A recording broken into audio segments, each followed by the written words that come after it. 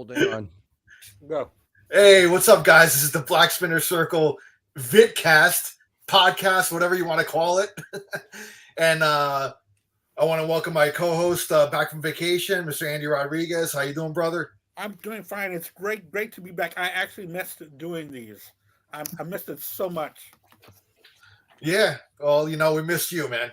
And it's great to be back. What'd you do on your vacation, brother? Oh, well, we were going to go to Oklahoma, but instead we decided to stay in Texas and did some small towns and did some historical stuff. We would travel like for 2 hours to a town and then come back home that night. So it turned out great. Oh. And when I was home, I will talk about what I was doing when I was home. Okay. So We got Chris Elliott, Redbeard Videos here. What's up, Chris? What's up, player? How you been, man? I've seen better days, man, but I'm not going to get into that. I'm not going to bring everybody down. I'm doing all right. I think what do you broadcast from a hotel room somewhere? No, I'm in an indisclosed location for my own safety. He's in a pod somewhere. Let's just keep it at that. I'm in a pod somewhere. We got the man, Joseph Staub, my young friend who's probably the youngest musicologist I know. He knows a lot of shit about music. How you doing, Joe? Doing good. Excited to be on here, talk about some. I'm sure we're all going to be pulling out some very vastly different stuff tonight. Yeah, we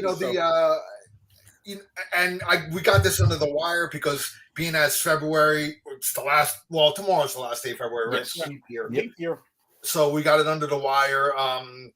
Being as February is the second month of the year, I want to do songs that have the number 2 in the title, either 2 or anything related to 2 in the title. So I thought it would be a kind of an interesting topic. See what people would come up with, our friends here, and anybody else that's watching, if they have any ideas or any, leave it in the comments or whatever. So that's the topic for today. What are we? February 28th, 2024. And Andy, man, you got anything to add? No, man. I'm just so excited for this show. I think we lost Chris. We lost Chris. I'm about to get him back. Yeah. So I'm so excited about this because this is a really unique idea, and I really had a lot of fun looking for these songs. Yeah. And I really had a good time. I wasn't going to just Google songs that have the number 2 in them, but all my songs do have the number 2, but they all came from the top of my head. I love all these songs a lot. So I'm ready to go, man. Awesome, man. All right. We're going to go to our What's Spinning segment first. Something that each of us has been listening to, during the week. It could be a DVD. It could be a concert. It could be, a CD, vinyl, I don't know, 8-track, whatever the fuck you want to, showcase. So we'll start with Chris. I know, Chris, usually you say you don't spin albums or whatever much anymore. You listen to more songs or stream, but whatever. Like, what have you been listening to lately? Any artists or any type of genre been catching your ear there? Yeah, so 2 in particular, like 2 albums in particular.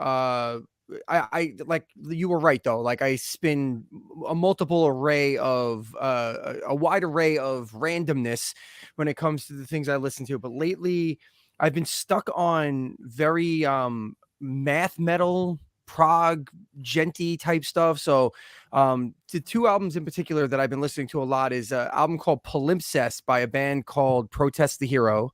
Oh, Protest which the Hero, is yeah.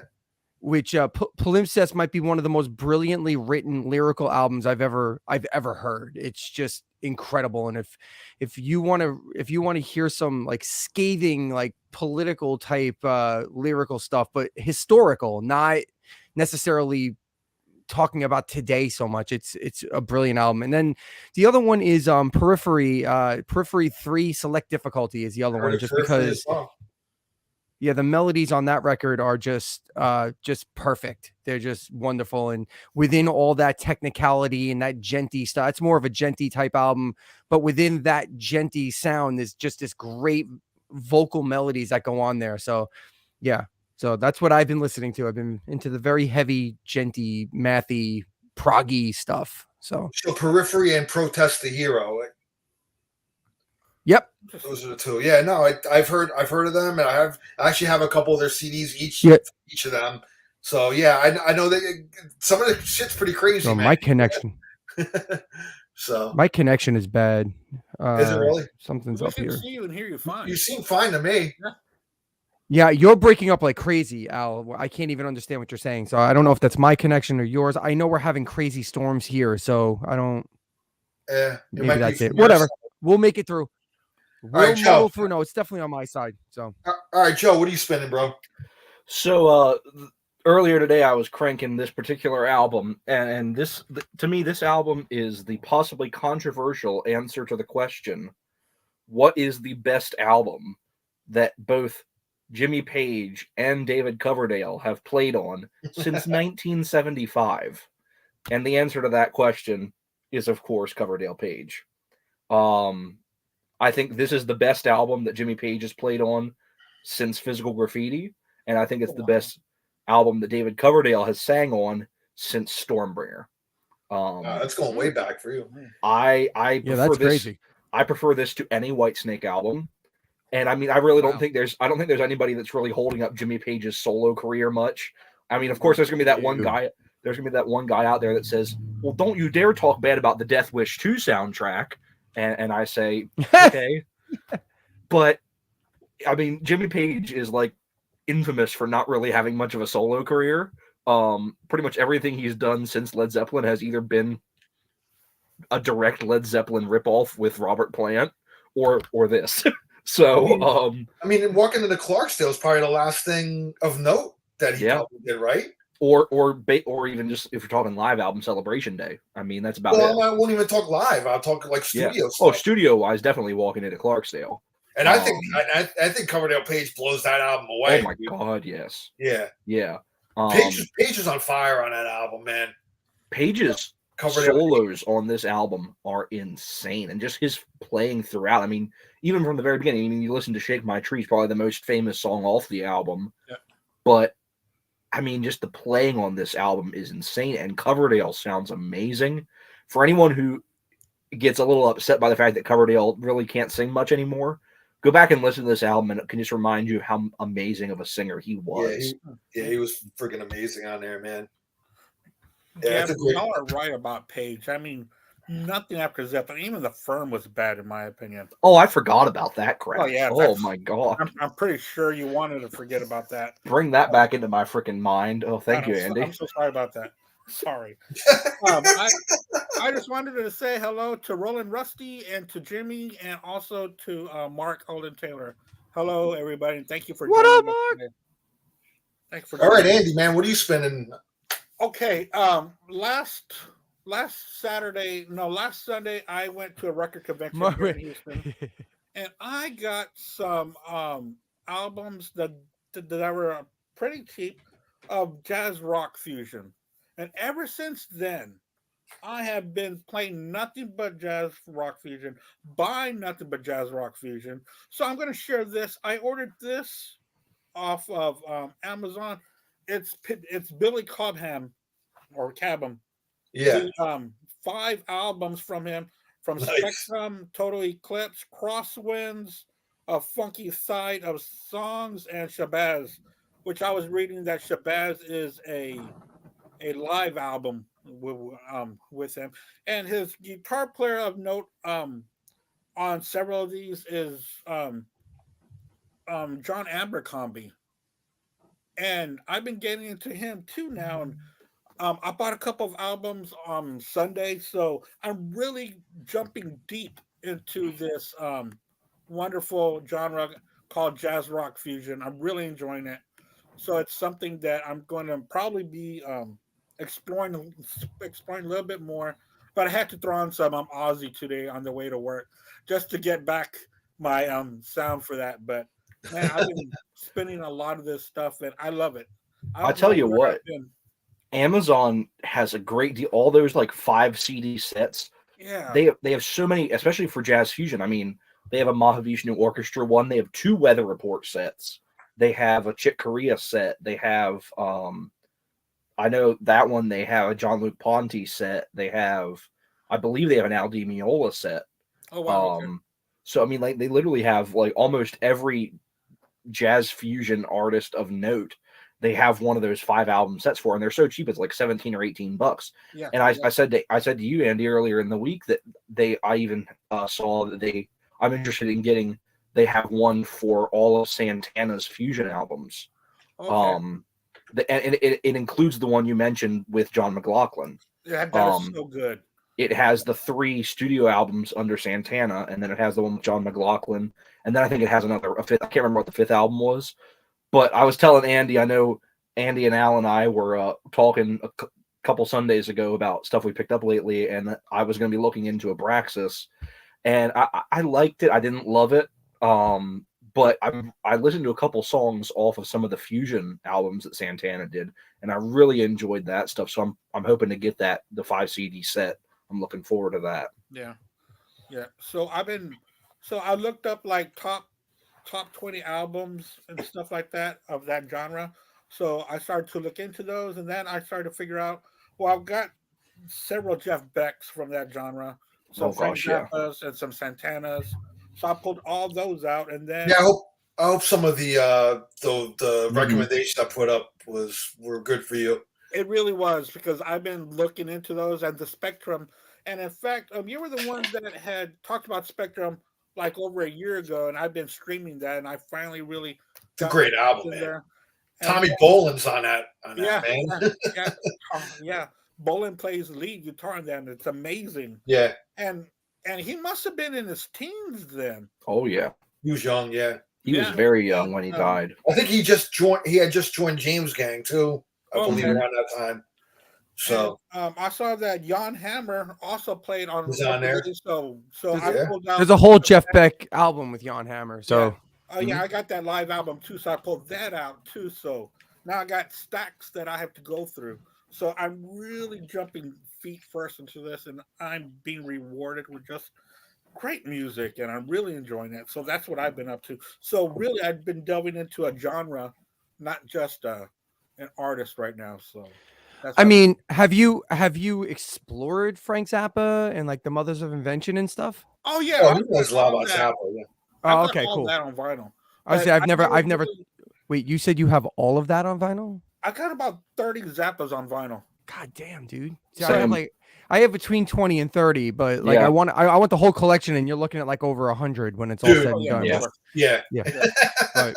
What I've been doing with Zappa on vinyl is I've mainly just been picking up the 180 grams that they're putting out, and so they're doing it at a pretty reasonable rate. So like you pick up a couple albums a year. It's not swamping you with the entire collection all at once. That's such a 25-year-old thing to do. Like it is. The 47-year-old in me wants the OG. That's what we want.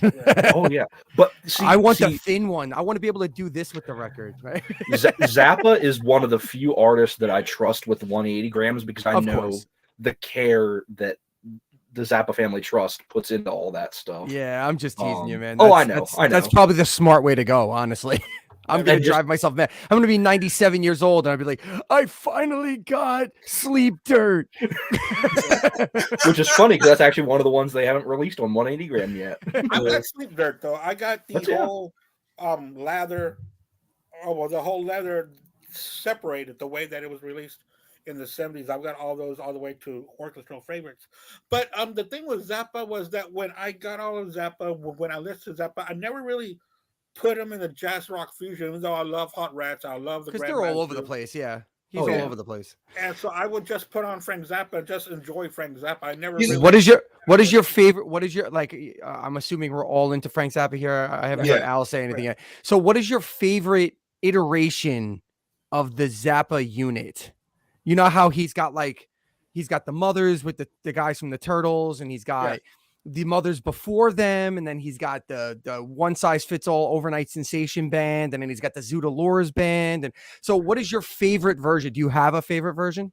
Well, for me, I discovered him via a cassette tape that was left behind and I've told this story before. My dad had an apartment building, and a guy abandoned his apartment building, left behind everything in there, music collection, everything. And in the music collection, there was a Zappa remember, like sometimes you get a cassette, it'd be a 2 albums on one cassette, Sure. right? Okay, so it had Apostrophe and Overnight Sensation on it. That was my introduction The to best, man. Zappa right there. So for me, it's like that mid 70s period. That's yeah, my the Overnight favorite. Sensation, One Overnight- Size Fits All. The One Roxy Size Band. Fits All. The Yeah. Roxy Yeah. Band. The Roxy Band. That's a Yes. great way to put it. Yes, I mean, absolutely. For me, if somebody came up to me and asked me what would be the best way to get into Zappa, I would point to those albums. So Absolutely, to me, without question. Yeah. for somebody that's really into like rock and all that stuff, that's the period I'll point them in to ease them. Because I mean, come on, man. I mean, if you're gonna tell them to start right at Freak Out, you might just scare them away, dude. No, You you're know gonna what I lose mean? them. You're gonna Well, lose them. even The, Yeah. the Roxy Band itself, just look at the amount of like just those musicians. I mean, Chester Thompson, Yeah. who would go on to be in so many other groups, Genesis. and playing Yeah. with so many other groups. And you have, I mean, probably the secret weapon of Frank Zappa is Ruth Underwood. Ruth Underwood. I was about to Yeah. say, man, you can't go And wrong with Ruth Underwood. She And crosses so many eras, but I mean, that was like the key Main era source for for Ruth him. Underwood is right but there. to me, my favorite part of that band, because that's my favorite. One Size Mhm. Fits All is my favorite album. Like I love that album is just gold. To me, it's the voices though. The George Duke and Napoleon yeah, Living Rock. yeah. Those guys are fucking incredible, and I love those Mhm. voices intermixed with Frank's voice. Like that's just Mhm. that was the perfect band to me. That was the perfect band. So Yeah. I love the There's Bozio a- bands too, but Yeah, there's a reason that they've milked so many posthumous releases from that era of the band because it is probably like music. I mean, for a guy who has had such amazing musical talent around him, that was probably the best era musically. I mean, they could do so much. Yep, And agreed. the way they played off each other. I mean, you look at any interview George Duke ever did after playing with Zappa, and you can listen to him talk about how Zappa changed his mentality when it comes Yeah, to music. absolutely. Yeah, Because he said came in. he Yeah, didn't he want to came play in- keyboards. No. you know? He didn't want to play He had a keyboards. very rigid kind of idea of what music was, and Zappa plopped a synthesizer down in front of him and said, "Just play with it a little. Just also play kinda- with it." He also kind of convinced them to sing more too. Yeah. That was the other thing, Yeah. which Yeah. is not something George Duke did a lot. Like he didn't No. sing, like which is weird to me because he's got such a great voice. hmm So anyway, this is not the Zappa show. I just thought that was an interesting thing to bring up since like Zappa doesn't come up very often, or at least in my world, it doesn't because Well, you that know, was my favorite eras. I don't know if Andy has a different. yeah. or even Well, that's Joe. mine too. So I'll just get that out of the Mine way. too. That's mine too. Oh well, I jumped eras because I really got into him going through shake your booty era, Yeah. and then with apostrophe Love that album. apostrophe and overnight sensation. But then my uncle is the one that got me into them, and he didn't like We're Only in It for the Money. Mhm. And he Mm. gave it to me, and I absolutely loved it. I thought it was a genius album. So I got into that, and I got into Lumpy Gravy, and I got into Fuck. Freak Out. And Boy, you diving in head first into the weird stuff. Well, because I was gonna say, I like, like there that was certain shit, too. there's certain Zappa shit that I can't get into, like Lumpy Gravy. No matter how many times I've tried, I can't. I just like I listen to it and I understand what I'm hearing, Yeah. but like you don't just put that on for casual listening. That's like not No. a thing, you know. The other one of my favorite albums goes back to the We're In It for the Money era, and that's the live album Just Another Band from LA. Mm. That band that's I think that was with the guys it's around the same Yeah, time as the that was Fillmore. with Flo and Eddie. Yep. Yeah. Yeah, with Flo and Eddie, and also from the Fillmore live album too. Like they came out like almost the same time, and those Yeah, those albums, were back to back. Was Yeah, Fillmore those album- and were, Just Another Band from LA. those albums are just like just so freaking good, and you could feel the energy. Like you want to be at those shows. It's like listening to a live one, like Kiss Alive one. Mhm. You want to be at those shows. You wanted to be there, and like it's so great. I love live albums like that. See, it's funny that you say that because that is the one era of Zappa that I cannot get into. I can't get into Flo. I hate Flo and Eddie. Oh, I I cannot loved it. stand Flo and Oh. I the only album that I liked that they were on was Chunga's Revenge because it's only like half of it. Oh, Yeah. man. Like, tell me ha- you love me is such a badass song. Love that song. Oh. Love that song. And I honestly like some of the stuff I like apart from them, like other versions that he did of those songs, I like more than when Flo and Eddie were actually in the band. Interesting. So, like when Dweezil Zappa put out his first Zappa Plays Zappa DVD, Mm. this one right here, that one. I saw that first tour. They opened for Dream Theater on that tour. Oh, nice. Yeah. They do tell me you love me on here, and it rules. And Yeah. they do Yeah. a couple. They do Call Any Vegetable on here. They do a couple of the Flo and Eddie Fucking era love that song. stuff, and I prefer it to the Flo and Eddie because I don't like Flo and Eddie's voices. I really don't. Interesting. That's interesting. I don't like he got like for a man who was into a lot of like bizarre and like teenage humor, like that was like the worst of it for me, was like Billy the Mountain and that kind of stuff. Oh, I love Billy the Mountain. God. Oh, I can't get into the humor of it. Huh. Interesting. All right, well, Good, interesting Zappa conversation. I Of love course. it. Interesting Zappa conversations happen a lot on this show. Yeah, they do. Apparently, I didn't know. I'm new. I'm still new. This is only my second one, so you know. All right, real quick, what I'm spending when Andy spoke about like jazz fusion and all that, this is not a jazz fusion album, but it is a jazz album. That's Git Skelberto. This has the girl from Stan Ipanema Getz. on it. Antonio Carlos Jobim's on here. Very Brazilian like jazz type stuff. And this is one. If you're gonna get an album, this is a very classic album by them. If you want to just like really delve into like kind of Brazilian kind of samba jazz type of stuff, this is a great album. It sounds great, and this is actually pretty old vinyl, but still in great shape though. And I spin this one, so I actually have this on CD as well. So that's Gets Galberto, and I think this what year was this out from? I would say late 60s, probably 63. Recorded in 63. Wow. Yeah, so we're talking about like, some serious jazz there. So yeah, that's the one I've been spinning because I don't know, Andy kind of sparked me into kind of pulling that out, and even though it's not a jazz fusion album, that wasn't even invented yet, but at that time, but I love that album. So I kind of grew up on that album. My parents, I think that was actually my parents' album, so kind of inherited that. So that's what I'm spinning. And let's get to the topic on hand. We're doing just one more thing because I thought this was so funny. Last night I joined a rock and jazz fusion group on Facebook, and I was spinning the album by I was spinning an album last night and I posted it, and they gave me a warning saying that was more pop jazz, and they gave me a warning, a 30-day warning. I was like, God, shut the fuck up. The snobs are out.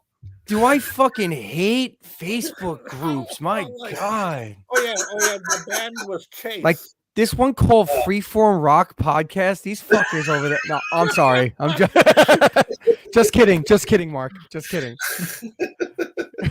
Yeah, I don't know about that guy. I guess I won't be posting here anymore. Well, yeah, because just like you asked me earlier how I was doing, and I told you I've been in a funky frame of mind. Mark caught my frame of mind right on his face today. Like, and I felt bad for him. I apologized profusely. I'm like, dude, I'm so sorry. I'm just in a space. So anyway, I had to poke fun at him one more time. Yeah, no, those groups are just a nightmare, man. Like, do yourself a favor if you want to see some entertaining shit. Like, go into a Dream Theater group on Facebook, and my God, oh my God, the Mike Mangini, James Labrie dick writing that goes on is something special. I'm telling you, they will go to. It's almost like you're talking about their parents. These people, that's how much they defend them. Don't talk about my mom that way. And the best part is like the last decade of hate they've been spewing at Portnoy, and now they have to eat it. They have to eat it all. Yeah, and they're taking it right in the face. Yeah, no, and it's like it's been all the news, and now I saw he just did an interview where he talked about like people are asking if he's going to be taking the set list back over again, because now you have all the people that have been defending their awful set list for the past 10 years. Oh God, yes. Well, all I'm hoping for from this Portnoy reunion is that I'm really nervous about the next album. I hope it's tremendous, but I really, really, really hope he reins in Jordan Rudess. That's all I want. I want him to rein in Jordan Rudess. I want to get back to Train of Thought or like Systematic Chaos type, and let's get back to that, please. There's two things I want. I want him to rein in Jordan Rudess, and for their live show, I want about an hour and a half instrumentally. the least amount of times I have to hear Labrie sing, the better. Oh, jeez. Yeah, well, that's a whole that's a whole other subject, man. That's like a whole show. I think we can do a whole show on that because it has to be. I'm sorry. I know I'm the tangent master, by the way. So I'm sorry I drag you guys into these directions. I went Zappa first. Now I'm all Dream Theater. But like, it has to be on Portnoy's mind. How do I deal with the Labrie issue? Because he's been working with guys whose voices are like rubber, Richie Kotzen, Neil Morse, like these guys whose voices, these guys whose voices just don't fucking quit. And now he's got to go to Labrie, who he had a problem with back in the day in the first place when Labrie was still like good.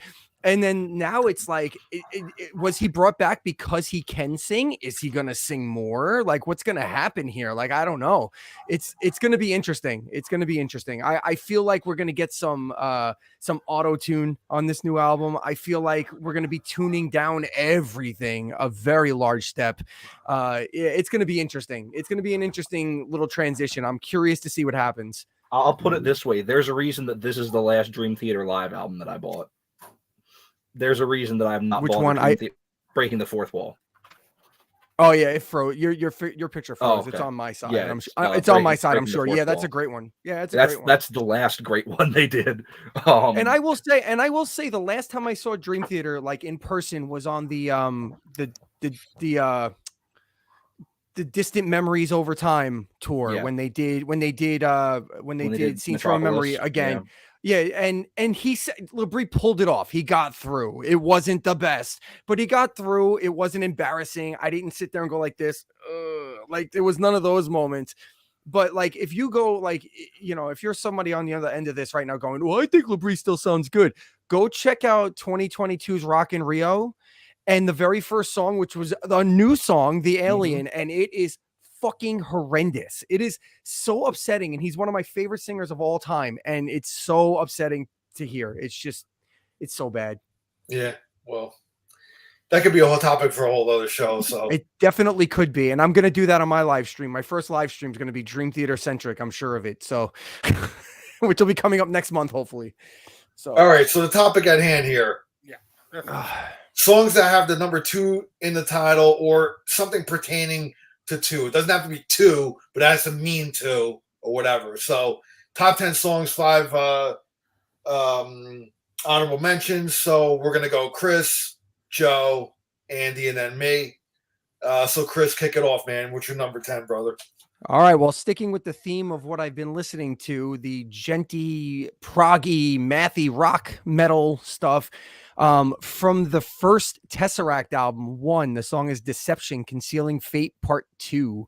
I know it's kind of a cheeseball way to get 2 in there, but that was the best. That was the best way I could do it. There's no specific order to mine. Like none of these songs are better than the other, but, yeah, if you're into like genty stuff and you somehow have missed Tesseract, I don't know how that's possible considering they're like, they're the torchbearer for melodic gent music. Meshuggah was the inception. There's no melody to be found in Meshuggah. So if you want that type of heaviness and that type of like that punchy mathematical, like, heavy metal stuff that's very proggy, Tesseract, but you want melody, Tesseract is the way to go. The first album is hands down their best. And the song Deception, Concealing Fate Part 2. That is my first shot. All right, cool, man. Joe, what do you got, brother? All right, so kind of similar. My list is not really in much of an order, but I tried to vary out some of the different terms for 2. I came up with a couple different terms. I'm really proud of my number 9, but we'll get to that in a second. My number 10, I'm happy for any excuse to open up this box set. Off the album No Fences, Garth Brooks, 2 of a Kind, Working on a Full House. Love this song. Not like even that title. Not even probably in my top 10 Garth Brooks songs, but still great song. It's a classic. He always plays it live. This is a very traditional country song. Just a really great short track. But yeah, the title is great. I love the title. Two of a Kind Working on a Full House. Great. Yeah, it's great title. I don't like country music at all, but that's a great title. Mm-hmm. Yeah.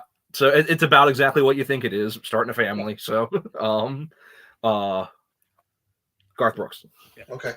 Andy, what do you got, brother? I got that in my honorable mentions, which I'll talk about that later.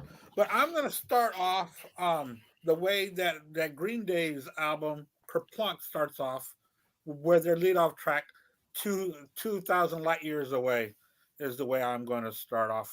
The Rolling Stones song? Huh? Is that the Rolling Stones cover? Is that what that is? No, it's an original Green Day song, 2,000 Light Years Away. It kicks off Kerplunk, which is their second album. I think it was on 90 or 91.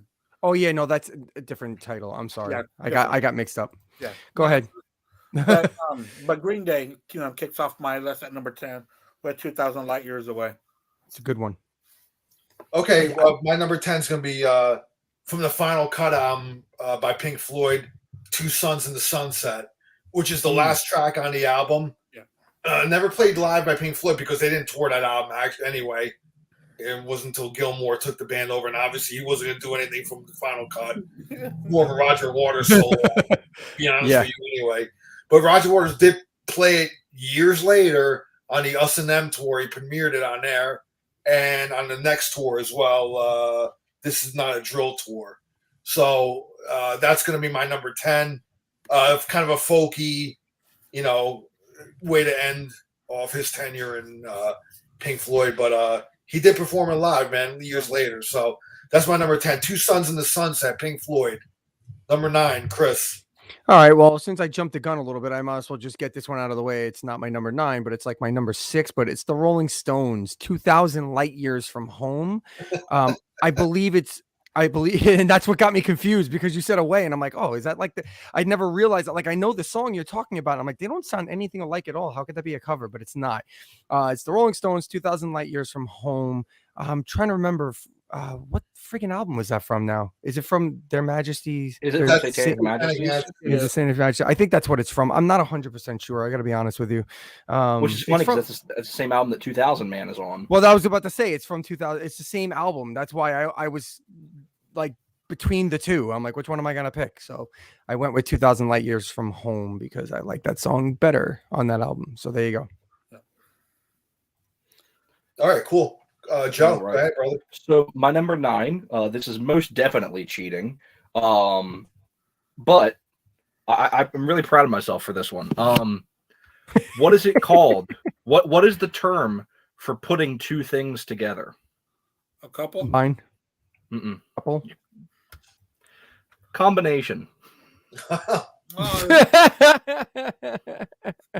I'm proud of myself for this one. Yeah, that's yeah, but a combination could be 3 or 4 things combined. But it could also be 2. But it could also be 2. I'm sticking with this one because I looked up. Next. I looked up. Al's the host. I looked up synonyms for the word two. Okay. And combination came up in the dictionary as a synonym for two. Okay, now we're getting educational here. Okay, see, Joe. Who says the show can't be educational? I was gonna say, Joe, I just need to ask before I completely disconnect. Are we gonna expect more of this? No. Okay. This is the only one, I promise. I was expecting this to be straightforward and simple. Two. Well, all right. Well, listen. This guy's throwing. I'm a teacher. Leave me alone. I'd say this guy's throwing synonyms at me. Okay, synonyms. Thesaurus is gonna come out. Fuck. I have a minor in English. Leave me alone. Oh my God, you minor in the language you speak? That's fucked. I'll let it go because combination is such a killer song. Anyway, Andy, next. Yeah. My number 9 is going to be Kali. I just had it up. Excuse me. But my number 9 is going to be by the Doors, "Love Me Two Times." I think that's a great track, a really good punchy track, and I think that's off of "L.A. Woman." Is that correct? "Love Me Two Times," I believe so. I don't if know. I'm not mistaken. I can't remember now. I forgot. And I call myself a Doors fan, but anyway, I think it is. Yeah, but Love Me 2 Times by the Doors. Or it might be from Morrison Hotel. I don't know. I don't remember now. I'll look it up. You go ahead, Al. All right. From the Let It Be album, Two of Us by the Beatles. That's going to be my number 9. What can you say? It's a Beatles album. It's a song. I probably could have went with a couple others, I think. I don't know if there was any others that had two and a meaning in there or whatever, but yeah, that's the one I picked. I like the Let It Be album. I know a lot of people don't. I actually do. And I love Let It Be, man. One yeah. After 909. Fucking love that song. Yeah. Two of Us, man. That's my number 9, the Beatles. So go ahead, Chris. All right, my number 8 is from the last Mr. Big album, Defying Gravity, 1992. A very heavy sounding song, which was weird because I when I think of a song named 1992, I don't know, for some reason I was expecting it to be like kind of this like introspective, like, you know, wispy type of song, and then it just has this crunchy riff and it's very heavy, but the lyrics are actually really kind of cool. You don't often hear a band sing about their own past like as a retrospective. I guess that should have been a sign that was going to be definitely their last album, but anyway, saw them live a few weeks ago. That's on their last album, their latest. It was on Defying Gravity, which was their last album, yeah, which was years ago now. I mean, they haven't put out a new album in forever. Oh, okay. Defying Gravity came out in what, 2017? 2017? Okay. Yeah, so we're looking at like 7 years ago now. Yeah. Okay. Yeah, they haven't put out an album since. So. All right, cool, man. Joe, what do you got, brother? All right, so I just might as well mention it now, since Al just mentioned it. Beatles, Two of Us. I know before anyone writes in the comments, I know it's not on this album, but I could not find my copy of Let It Be, so I'm just holding this up in place of Let It Be. It's close enough. It has a picture of them from that era. So that's the first. Sure. Those are the first Beatles albums I really kind of owned, man. It was those two, the Red and that one, and Magical Mystery Tour. That's like the first Beatles I ever really had. Yeah, those are great. I mean, you want to talk about great compilations, man. Especially the new ones that they just put out on CD. They added a ton of tracks, and the mixes are amazing. Yeah, I gotta get those. They're phenomenal. Definitely grab the CDs. If you can't drop $80 a piece on the vinyl, definitely grab the CDs. Yeah. Or you can be like me and just get the OG vinyls. What's up? But it doesn't have that as many. Again, songs. I there present. You go. You're the man. But well, no, and I'll be honest. They added like 8 or 9 songs to it. Each one. No, and I'll be honest, like you excuse yourself for using that record, but like honestly, I of course I've always known about the Beatles, and we had Sgt. Pepper in my house, and we had the Let It Be album in my house, but that blue CD, that particular one, I don't love the red one. I don't love the very old Beatles stuff. Of course, I like it and respect it and whatever. But that era, that blue album was what made me absolutely fall in love with the Beatles across the board and make me want to go and get those individual albums. And I did as a teenager. And then it just went from there. So I believe in the comments, Mark is saying that Love Me 2 Times is on Strange Days. Oh, yep. I was just about to say that. It's on Strange Days. Good call, Mark. All right, Andy. Yeah, my number 8 is when it came out in the movie Office Space. I was already familiar with this song. Fucking love that movie. Because I love this band, the Ghetto Boys with "Damn It Feels Good to Be a Gangster." That's a good one. God damn. Such a great band too. Well, I mean, you used the word "to," and I stayed away from that because that was, but still, that's such a good song. Yeah, but in the song title, it's got the number 2. Yeah, no, I get it. No, I got totally one. I got one of those coming up. Don't worry. Oh, was it Too Legit to Quit? No. It's not. I was just wondering. Too legit. Right. I'm going for it out. Oh, so you got the Ghetto Boys. Okay, so that's your number 8. Boys. Damn, big gangster. All right, my number 8 is Tool, 46 and 2. Off of the Anima album. That's the first time I ever saw Tool was on that. It was actually Ozfest 98, but that's the album that was out at the time. I guess they were ending the kind of their touring cycle.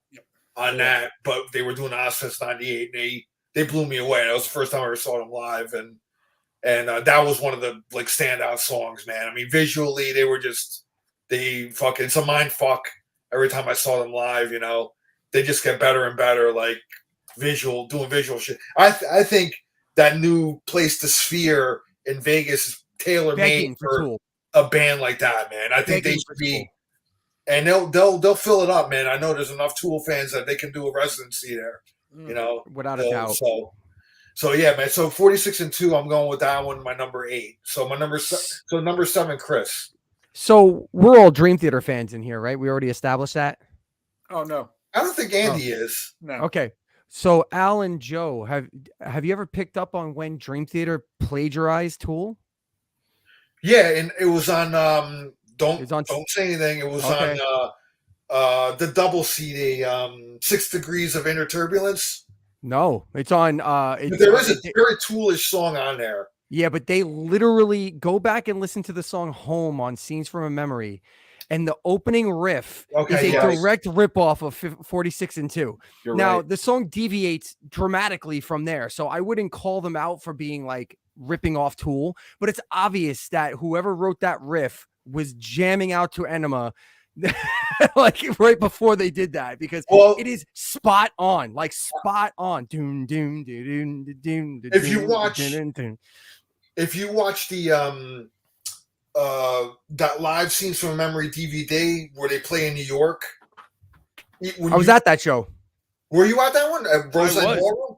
Yeah, I was. They played like fucking 4 hours or some shit there. Oh, right? Yeah, the best part of that. And he passed out right afterwards. Yeah. Who did? Labrie? Portnoy. I have a friend of mine that went to that show as well. Well, the best part about it is at the very end, Labrie goes, "Sorry for the short set."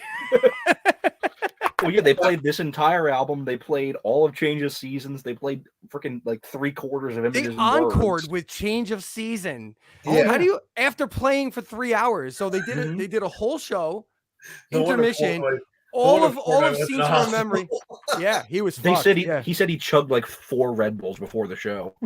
But what I'm getting at crazy. Is, but what I'm getting at is on that DVD. There's a commentary part to it where Portnoy's comment, and I think when they play that song, he's like, "This is like we kind of ripped Tool off," or he mentioned Tool. Oh, he says that. Yeah. I didn't know that. He's like, wow. Okay, I never saw that. Yeah, this is our Tool influence here, or something like that. You know, interesting. You know, they're always a band that wore their influences on their sleeves anyway. So no, I appreciate that. Rush does the same type of thing, so I appreciate that when a band is directly influenced by one of their peers or colleagues, and not like some classic band, and then they own it and they just go, "Yeah, no, we were listening to this. We were listening to this." That's fucking cool, man. I dig that shit. All right. So on to my 7. Well, we talked about the song, but now we're going to talk about it in a different band from the album Dynasty, Kiss, 2000 Man. One of my favorite Ace Frehley songs ever.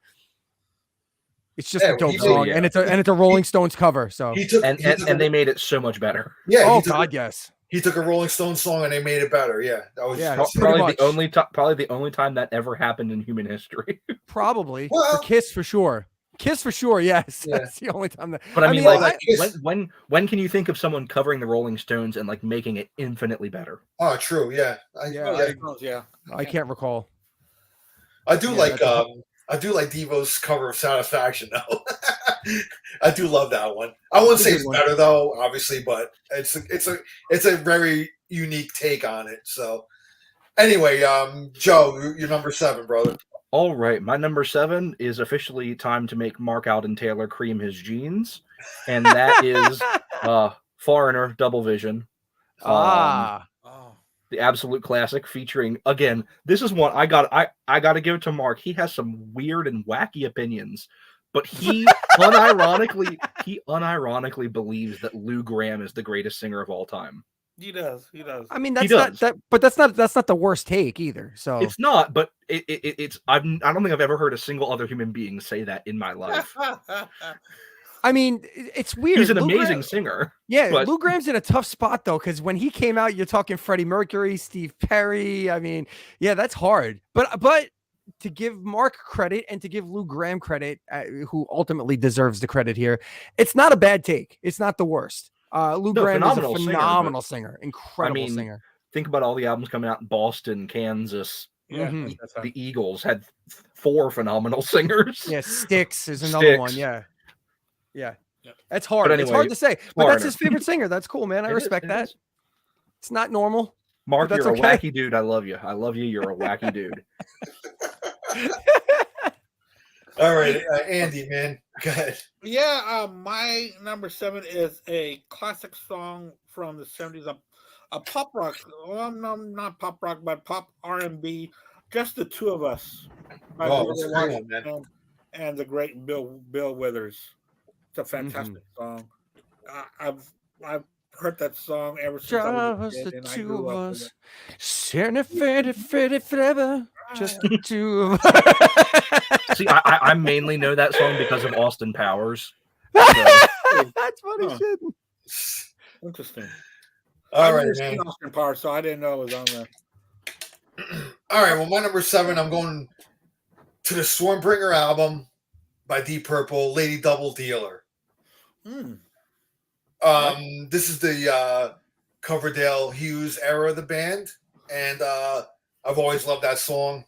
And I do like the Coverdale Hughes era of the band too. They put out some great albums, man. Oh, With those two guys together too, man. Who? yeah. So Lady Double that's Dealer, cool. I'm going with that one as my number 7. Talking Double about means 2. I say So- talking about a vocal duo. My goodness, Has it ever really? Yeah, it's just like those two are tremendous. yeah, but it's amazing now that Coverdale's really kind of a shell of his former self, but Hughes is still a fucking God. beast, man. Glenn Oh, Hughes he's sounds singing. amazing. And then Another now- rubber voice. And a ton of drugs that guy did, man. I mean, I think cocaine actually maybe preserved his voice. Man, he says he doesn't remember the '80s, man. I mean, I can see why. I mean, So it's just a flash of like turquoise and pink and icicles in his brain. and Yeah. bangles on your wrists and My next pick is by a guy who can't remember half of the 80s. there you go. There you Oh, go. but the thing Famously is, so. I think somebody should tell him that he sang on a Black Sabbath album. Yeah, in the 80s. I doubt he remembers that Seventh probably Star doesn't ever remember. happened. Yeah. he only played I like don't think 3 or 4 Sa- shows, I think. So I say I don't think a lot of Sabbath fans remember that album. I don't happened think either, Tony so- Iommi remembered that. Yeah, he probably doesn't. Yeah. oh yeah. god, Yeah, that's a pretty bad album. Remember- I- remember Not good. Scarface? Remember Tony Montana's desk? That's probably what it looked like. Oh my! Especially think about the making of that album. Oh my god! Yeah. Wow. But think about all right, in 1986, that album comes out. I mean, Tony is just a fucking. But dude, he was going hard on coke probably for a good fucking 13, 14 years by that point, man. Yeah. 15 years Off from Volume 4. from Volume 4, Mhm. which was what 71, 72, 72. I mean, Mhm. dude, going full bore doing coke all that time, dude. It's Mhm. like And not just a bump here and there. That's the- I Boy, mean, what- That kind of explains Never Say Die a little bit, doesn't it? Yeah, Yeah, it explains some stuff, but It's like this.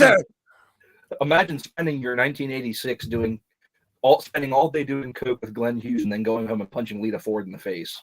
I mean, what else are you gonna do in your life? oh, You want me to jeez, kiss man. you deadly? All right, Chris, man, let's go number 6. Oh my god. All right, let's bring this a little current. So a current artist, we were talking about jazz fusion, and by no stretch is this jazz fusion. However, this is a female singer out of California who definitely includes jazz elements within her pop music. Her name is Ayla, Ayla. And the song is called Too Late. And this particular song has jazz influences on it. It's a pop song. It's got yodeling in it. It's incredible. Like Ayla is awesome. If you're into pop music at all and you want to get away from the Taylor Swifts and the Miley Cyruses and whatever, but you still want to hear quality songs and quality singing, and there's even some hip hop elements as well. Ayla, Iyla. is how you spell her name. The song is called Too Late. It's fantastic. So wait Good a stuff. second now. Wait a second. Too late, but does it have the number 2 late, or is it? Yes, it does. Yes, All right. Well, that's the number 2. stipulation here. Yes, 'Cause I don't get go it. with this I get it. bullshit TOO late. No. I stayed away whatever. from that. I stayed All away right. from that. At first, I caught myself doing it, and then I was like, nope, I'm not All right. doing that. All right, I'll let that go then. I only have one stretch. I have one stretch in my whole list, which is coming up next. So, and I don't even think it's a stretch, but it's All right. different. All right, Chris. All right, man. Go ahead, Joe. All right. So I told you I'm in a weird headspace, man. I know. It's all right. my pick that is the artist who can't remember half the 80s, and that is Alice Cooper with with the song 70s either. Probably, but I mean, like the blackout era, like famously doesn't remember the first half of the 80s. Right. The song Second Coming off of Love It to Death. Great track, leads right into Ballad of Dwight Fry. I find this album to be very underrated. People don't come back to this one very often. I mean, people always say Killer, Billion Dollar Babies. I don't hear a lot of love for this album, and I think there's a lot of great stuff on this album, and Second Coming is a great track. So Yeah, it is. it's my pick. I mean, I'm gonna be honest. I don't dislike, and it's not even like a Foo Fighters thing, like I was talking about earlier. I just never got into Alice Cooper. Like, I like his live stuff. His live shows are tremendous, but like his music, like I don't know why. I got to give it another listen. I think I'm gonna deep dive the catalog. You know what, man? Like I have to delve more in because I have select albums of his. I don't have like a full. I mean, honestly, I don't have any of those albums from the blackout period of his. I don't have any of those. I have like the big ones, man. Like, the $1 Billion Babies and School's Out. Yeah, there's always trash from the 80s, right? Yeah, Killer, whatever, and Trash. I have that one. Raise Your Fist and Yell. I actually have that one. Some of the Kane Roberts albums, and then I kind of just fell off on him. I know we had Brutal Planet. He got pretty heavy on that album and things like that. But I need to go and just kind of delve more into his catalog because I don't. Me too. I think I'm going to give it another shot. I think it's time. Honestly, Chris, one I would recommend for you just because I know like how like kind of sporadic your music taste is. The Dada album. I'd really recommend Dada. It's the last of his blackout albums in the 80s. It is all over the freaking place, and it is brilliant. And he does not remember a single note that he played on it. That's incredible. That's incredible to me. It's the only album that he never toured for. He's not played any of the songs live ever. It's just like it's this thing that happened that no one can remember that it happened. Wow. I gotta say too, all these musicians that I love, right? And I've only heard one musician, and he's my favorite all-time musician, Geddy Lee, mention that the idea of going out on stage and performing either high or drunk and making music is like a daunting task. And it's like, and I'm a musician and I've been drunk and I've been high. And the thought of doing either one of those things, like while playing music, I couldn't imagine. Like, I couldn't imagine. How did these guys do this? I don't understand these guys who do this every day for years. It's crazy. Well, the sad part is you look at a lot of those live shows and shows. Sometimes, I mean, a lot of the good musicians, I mean, Black Sabbath, like they were gone, and you couldn't see that, and that's how they got through a lot of those shows. Right. But there's a lot of times where it's like you see some of these artists. You watch some of the footage of Alice Cooper on TV shows in the early '80s. He looked like a corpse, and he was just visibly like unhealthy. Wow. And you could tell he was just not there. Yeah. And there was a reason that he like it hit him. His wife basically told him either sober up or get out.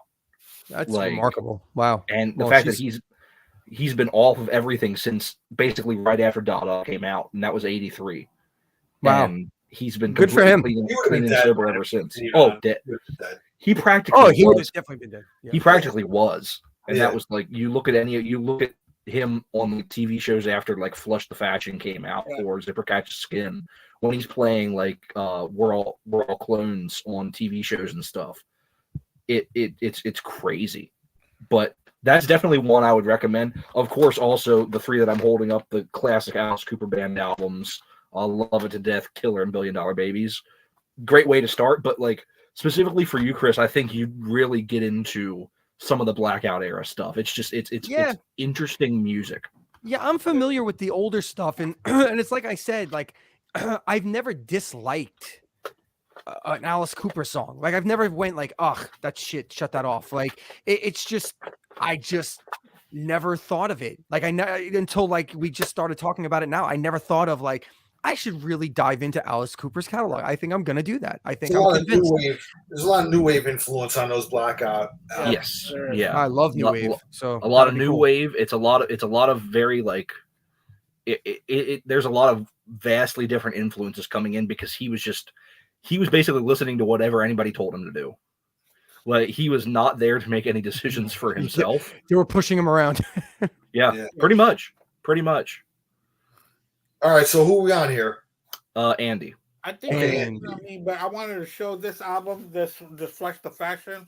And look how it looks in the back, completely different. Yeah, he's gaunt. Like he's very gaunt. And that was even like 3 years before he got off drugs. 1980.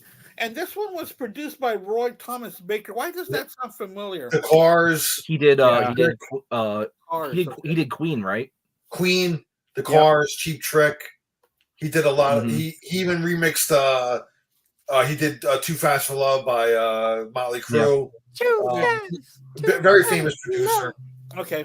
I thought that his name sounded familiar, but I knew that if I asked y'all. Ton of stuff, yeah. Yeah, I'm gonna piggyback off of Al on this one because he's already mentioned this one. I saw Tool not in '98 but in '97 when Lollapalooza was still touring. And they were still doing for the Anima album, of course, because that came out around that year. 96, yeah. That's the best Tool album in my opinion. I think no better without album. question. Yeah, that's fantastic. 46-2. I actually, it's this. I'm weird, but I actually lean Lateralis a little more. Really? But I do love that. I love that album a little bit more. Why you? Okay, so there's two reasons. I love the album. Don't get me wrong. I think The Grudge is one of the most perfect metal songs ever written. That fucking song is a monster. But my problem with that album is that's where the Tool douchebaggery started. Like that's where it officially started with the Fibonacci sequence and band and fans like dick riding Maynard as if he's like some sort of genius when in reality he's just grinning behind the mask going, you people think I'm so fucking smart and I'm not. Like it's like smart. I think with him it's just like a big like the joke's on you. Right. You know? Absolutely. It's a prank. It's a 40-year prank is what's been happening. It's fucking insane. And because this is a band that didn't even want to be famous. Like they literally got together just to get their anger out so they didn't kill other people. Like that's what Maynard has said. He's like, I started this band so I could get my aggression out in a healthy way. And that's what he did. And they turned out to be legends, and that's great. And the music they've created outside of Fear Inoculum is phenomenal. Like all of it. I love every single album, and I love Lateralis too. But I cannot, if another fan comes up to me and goes, dude, do you know about the Fibonacci? I'll fucking strike them right across the other. Yeah, no, I'm not into all that stuff, dude. But I will say, like, yeah, The Grudge, Ticks and Leeches, like those songs are just fucking like they opened with The Grudge last time I saw them and it blew my fucking mind. I was like, oh my God. Like, so yeah. I always consider Tool like the conspiracy theorist band.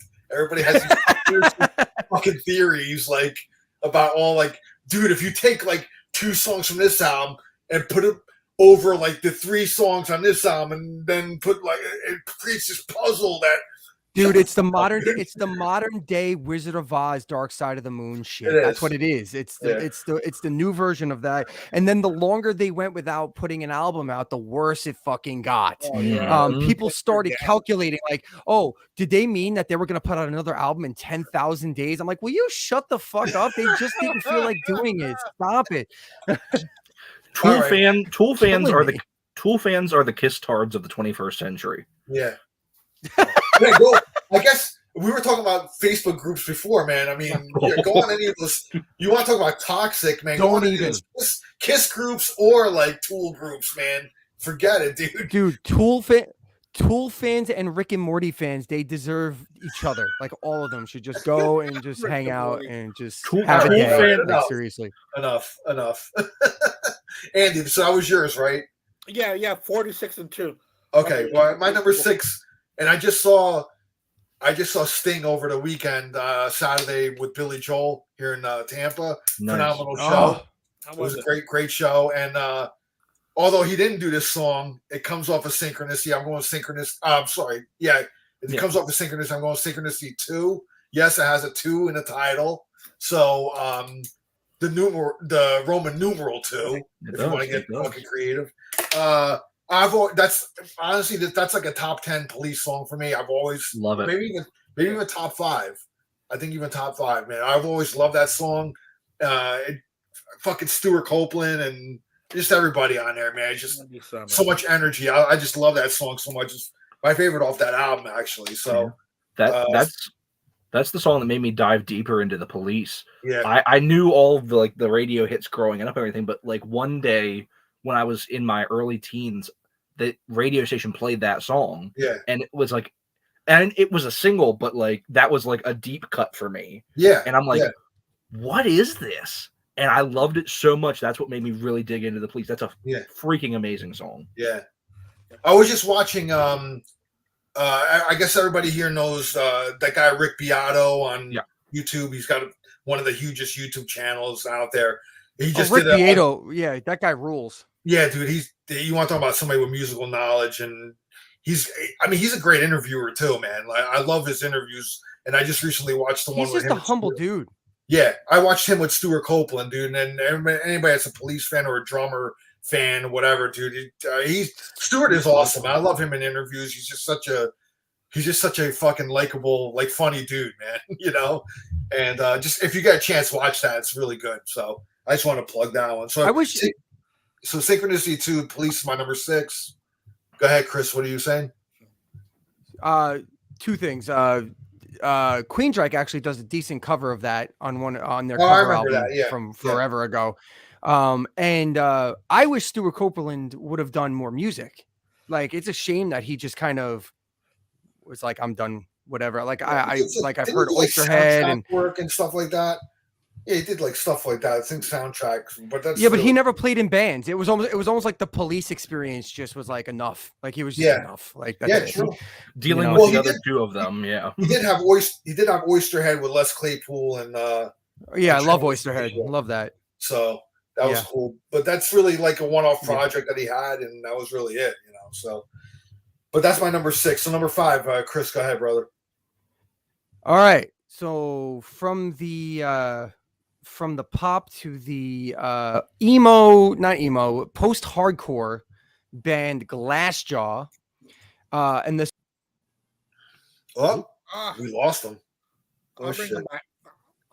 Go ahead with yours. Yeah, go ahead, Joe. You go ahead, and then he'll come back. All right. So here's my one and only on my list that has the actual number 2 written in the song. We've all had at least one so far. That has the actual number 2 written in the song, and of course it comes from probably the most famous songwriter to constantly put numbers in his songs, and it was a cover that made it famous, and that is Nothing Compares to You, made famous by Sinead O'Connor but written by Prince. Of course, Prince, a lot of times, I mean, I Would Die for You, all kinds of different songs where he did. He used numbers a lot for. Yeah, he put a lot of numbers, especially the number 4 he used a lot. Yeah. But in this case, he used the number 2 in Nothing Compares to You. And I literally know no other song that Sinead O'Connor ever sang.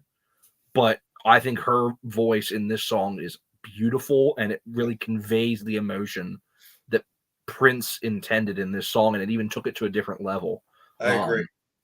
Because whether it's the unreleased The Family album or it's the version that they put out on that Guitar and a Microphone album they did a couple years ago after he passed away, you could hear the genesis of the song, but it didn't really come through in the same way that it did when Sinead O'Connor did it. And I think she really made this song what it became.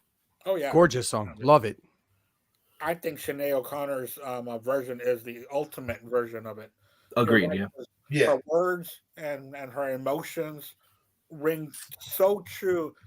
And of course, it wasn't until years later that we all found out that Prince was the writer. Yeah. But I swear, you would have thought that she had written that word for word the way that she performed it. The Beautiful. emotion that she sang into that. Yeah. Yeah. The only other thing I've ever heard from her was, funnily enough, talking about Pink Floyd, was her singing "Mother" on The Wall live in Berlin in 1990.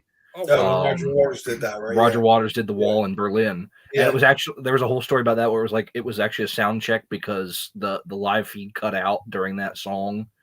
So the famous version that was on the album and on the telecast was actually like a sound check version. But I still think she did a phenomenal job on that too. But yeah, I gotta check that out. I really enjoy her voice, but I've never listened to any other song she's ever did. It's a very same thing here. Same thing. Hey, Chris, you blocked out, so go ahead with your number 5. Was it? Well, Yeah, well, I number actually want to I want to continue a conversation with that though, because we were talking about how Prince wrote "Nothing Compares to You," and to me, just to expand on that a little bit, like to remark about how phenomenal a songwriter Prince is, it tells you it speaks measures to how good he is, that no one knew he wrote that song based on the music.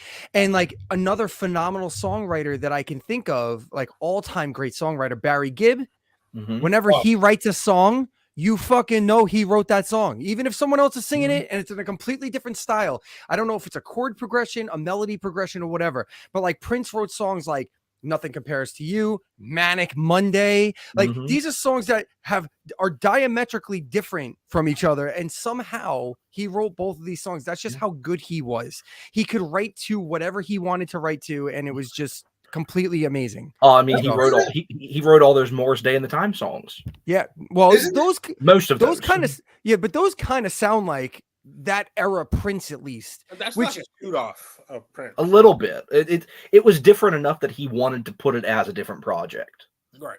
There's truth. No, absolutely. I don't know if I always heard this story that when that Prince walked in the studio when Stevie Nicks was recording "Stand Back," and he came in and played that synthesizer intro, like without even he just walked in the studio, knew that she was recording, went in there was a synth there, he went and played that intro part, and that's how it became like the intro to that song. I don't know how true that is. I've always heard rumors of that.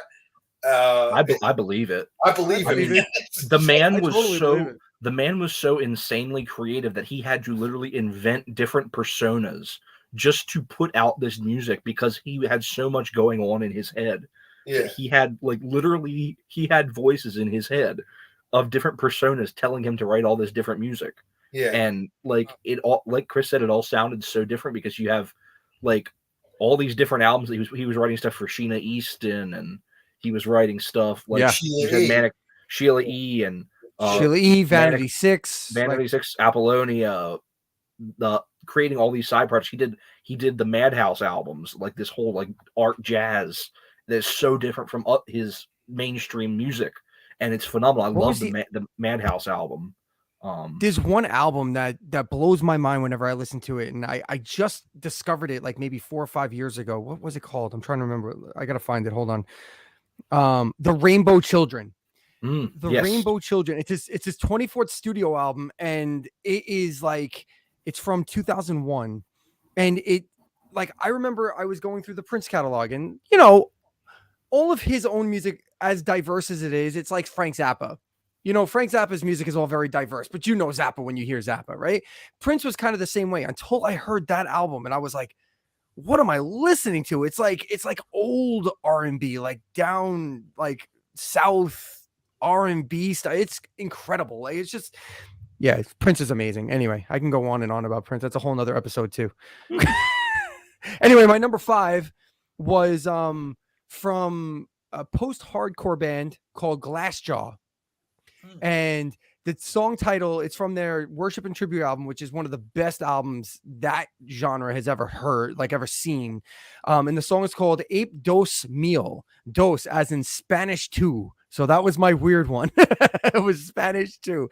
Ape Dos Mil. And it was actually from Glassjaw. Worship and Tribute was the name of the album. And it's so good. Such a great song. Nice, slow, brooding, angry tune about I don't know, I mean, everything. He was what's his name? Daryl Palumbo, the singer, was definitely heartbroken and definitely mad at somebody throughout both of those albums. The first two, yeah, it's angry, so much so that he's apologized for it since.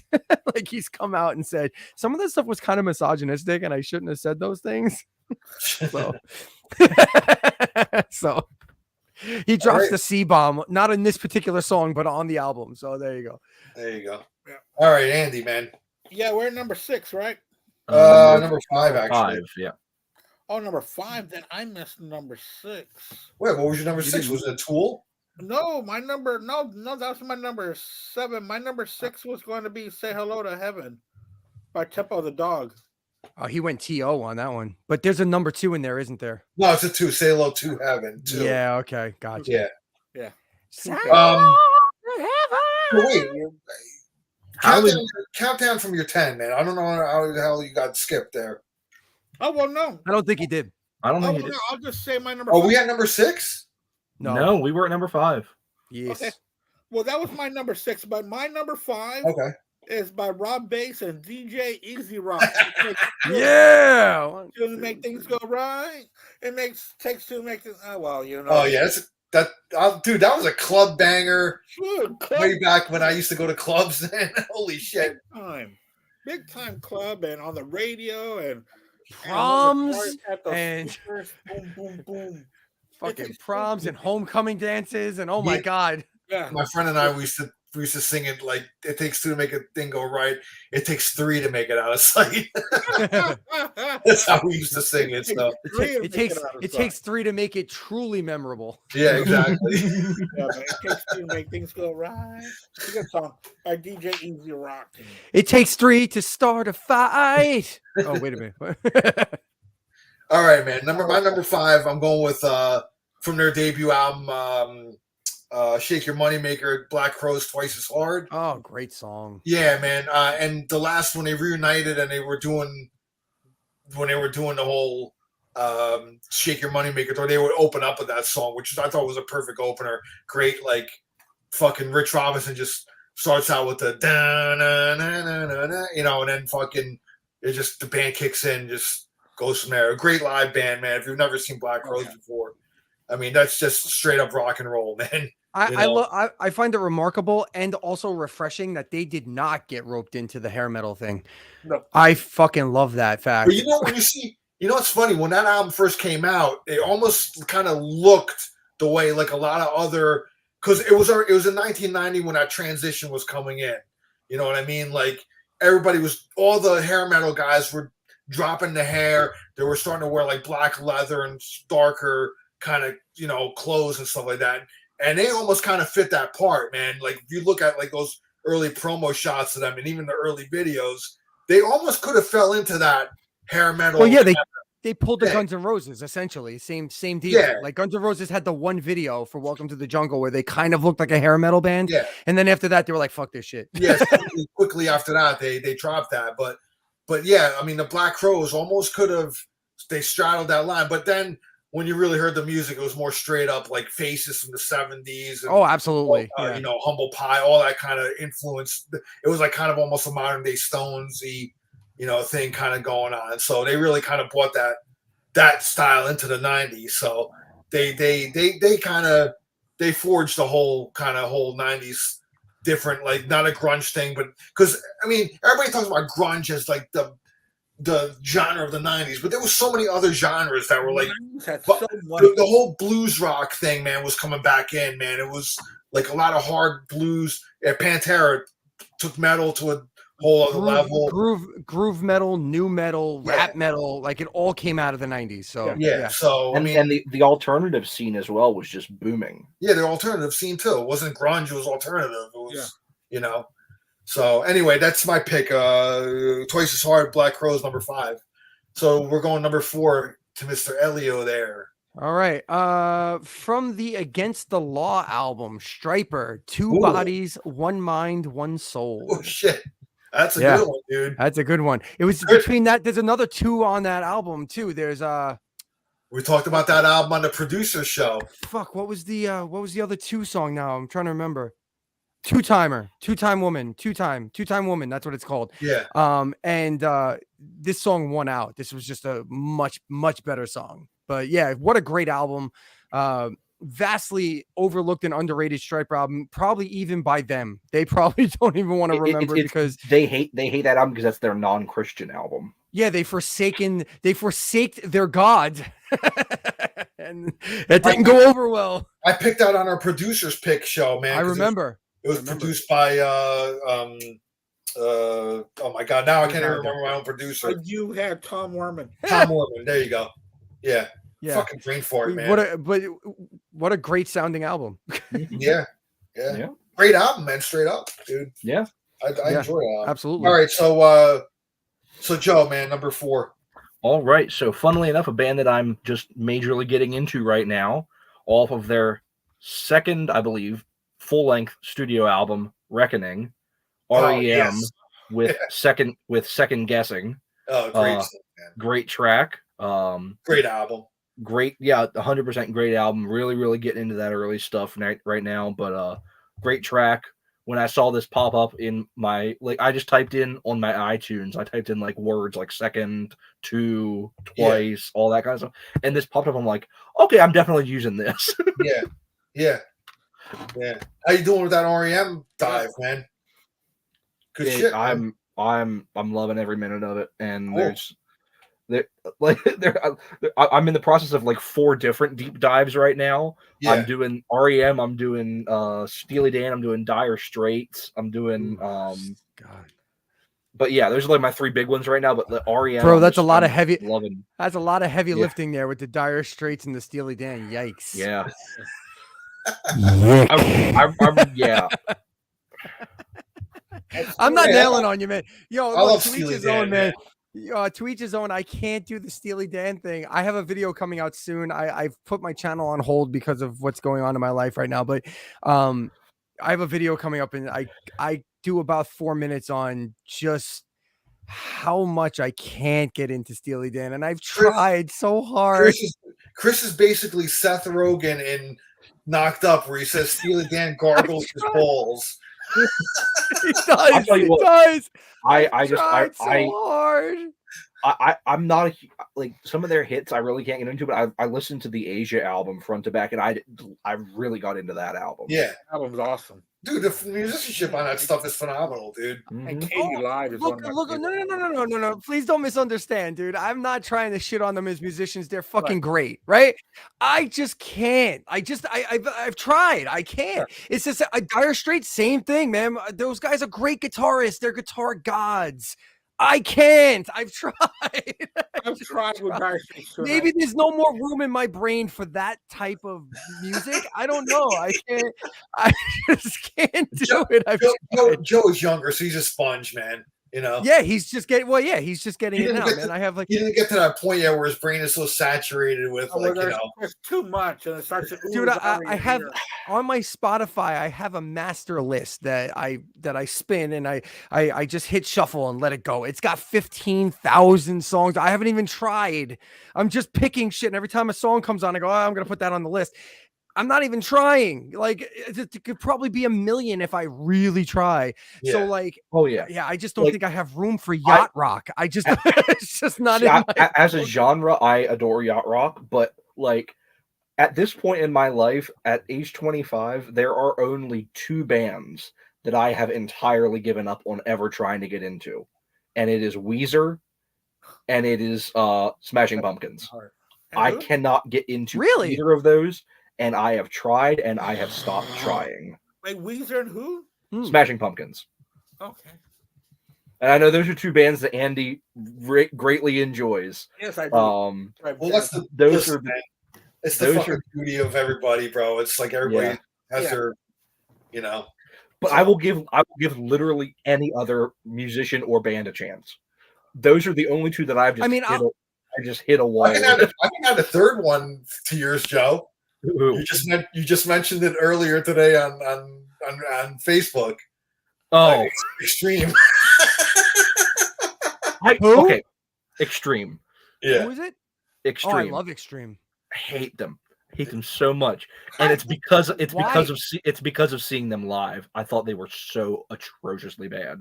Oh wow. When? I When thought- did you see them live? Like 4-ish years ago, somewhere around there. Because this last tour, they were phenomenal. Like I saw them last, like in August, and they were so good. The only thing I will say about them is I love the song More Than Words, and I think I hate that song. I think that Nuno is a great guitar player. One of the think best I've ever seen. It's in the wrong band. He's in the wrong band, and I think Gary Sharon has negative stage presence. Like, So have you made me cringe sat and tried to so listen to hard. their albums though? Yeah. Oh yeah. Oh, I have. Yes. Like, have you listened to Three Sides to Every Story? I Mhm. can't Yeah. imagine not liking that album. Yeah. See, I guess that's the beauty of music. See, he Yeah. can get into Steely Dan, but he can't get into Extreme. And I would rather you're the stab opposite. myself repeatedly than listen to Steely Dan. I'd rather go deaf. I would skip Extreme any day. Yeah, I know Andy doesn't like them either. So If you don't take this Michael McDonald DVD off, I'm gonna shoot everyone in the store and burn the store to the ground. that's such a great scene, man. That's such a good. I love Michael McDonald too. Set me free. I fucking love Michael McDonald. But There's a pick I have coming up that somebody that some of us know very well feels that exact same way about. All right, and, man. and so, I'll be honest, and I'll be honest with you, Joe, and tell you that it took me about a decade to get into Smashing Pumpkins because I could not get past Billy Corgan's voice. I love the musician. I always loved the music. I always loved the music. And then he would go, "Rah," and I'm like, like, but it took me a bit. But then I sat and I really digested Melancholy, and I was like, this fucking album is brilliant. I can't not like this. Brilliant. And then it just kind of went from there. So you just have to glom onto something sometimes, and sometimes you just don't have the capacity to. That's For me with me- Steely Dan, honestly. for me, Smashing Pumpkins is like the first 3 albums, and then I'm out. Like I don't really get into anything else by them, really. Maybe a little bit of Adore. I mean, I was out on that one, man. Oh, I was. Just like, and then what was the one after Adore? It's a machine. Machina, or whatever. My- There was some songs on there that were good, but then after that, I just totally lost on me. But to me, Gish and Siamese Dream are like the best albums, man. Melancholy is when the bloat started coming in, and it's a double album. I understand that, and that's why a lot of production too. There's a lot of production on that album too. But right? after that album, I was out, man. I was out on Pumpkins. I mean, so. I like Zeitgeist and I forgot the name of the. Yeah, I don't know any of those albums really. I forgot the album they did That's before what I this. thought. I like the album they did before a lot. I like the album a lot they did before this last Melancholy reboot or like sequel or whatever. But anyway, I digress. So who are we on now? I lost track here. Andy's number 4. Andy. Andy's number 4. Okay, Andy's number 4. Oh yeah, and speaking of the Smashing Pumpkins, I found out that Jimmy Chamberlain has a jazz rock fusion album. Oh yeah, he's a phenomenal drummer, man. Yeah, you can't take that awesome away drummer. from him. But Yeah, so he's very into jazz. project. Yeah, stuff like Yeah. that. So yeah, And I was streaming that too, and I was like, man, this is badass too. yeah. My number 4, I'm kind of surprised that no one's talked about this one yet, because this one jumped out at me easily. But Iron Maiden, 2 Minutes to Midnight. Of course. Yeah. My number 4.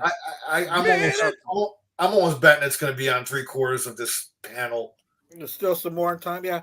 Yeah. That stands at my number 4 was 2 Minutes to Midnight. I remember. You know why? Because my number 4 is the same goddamn song. It's 2 Minutes to Midnight, Maiden. You know. I love that. Listen, bro.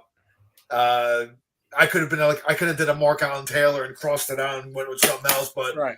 damn it, I'm staying true to my list. So 2 Minutes to Midnight Maiden. I mean, that was like one of the first songs that popped in my head with this whole thing. But it's not number 1.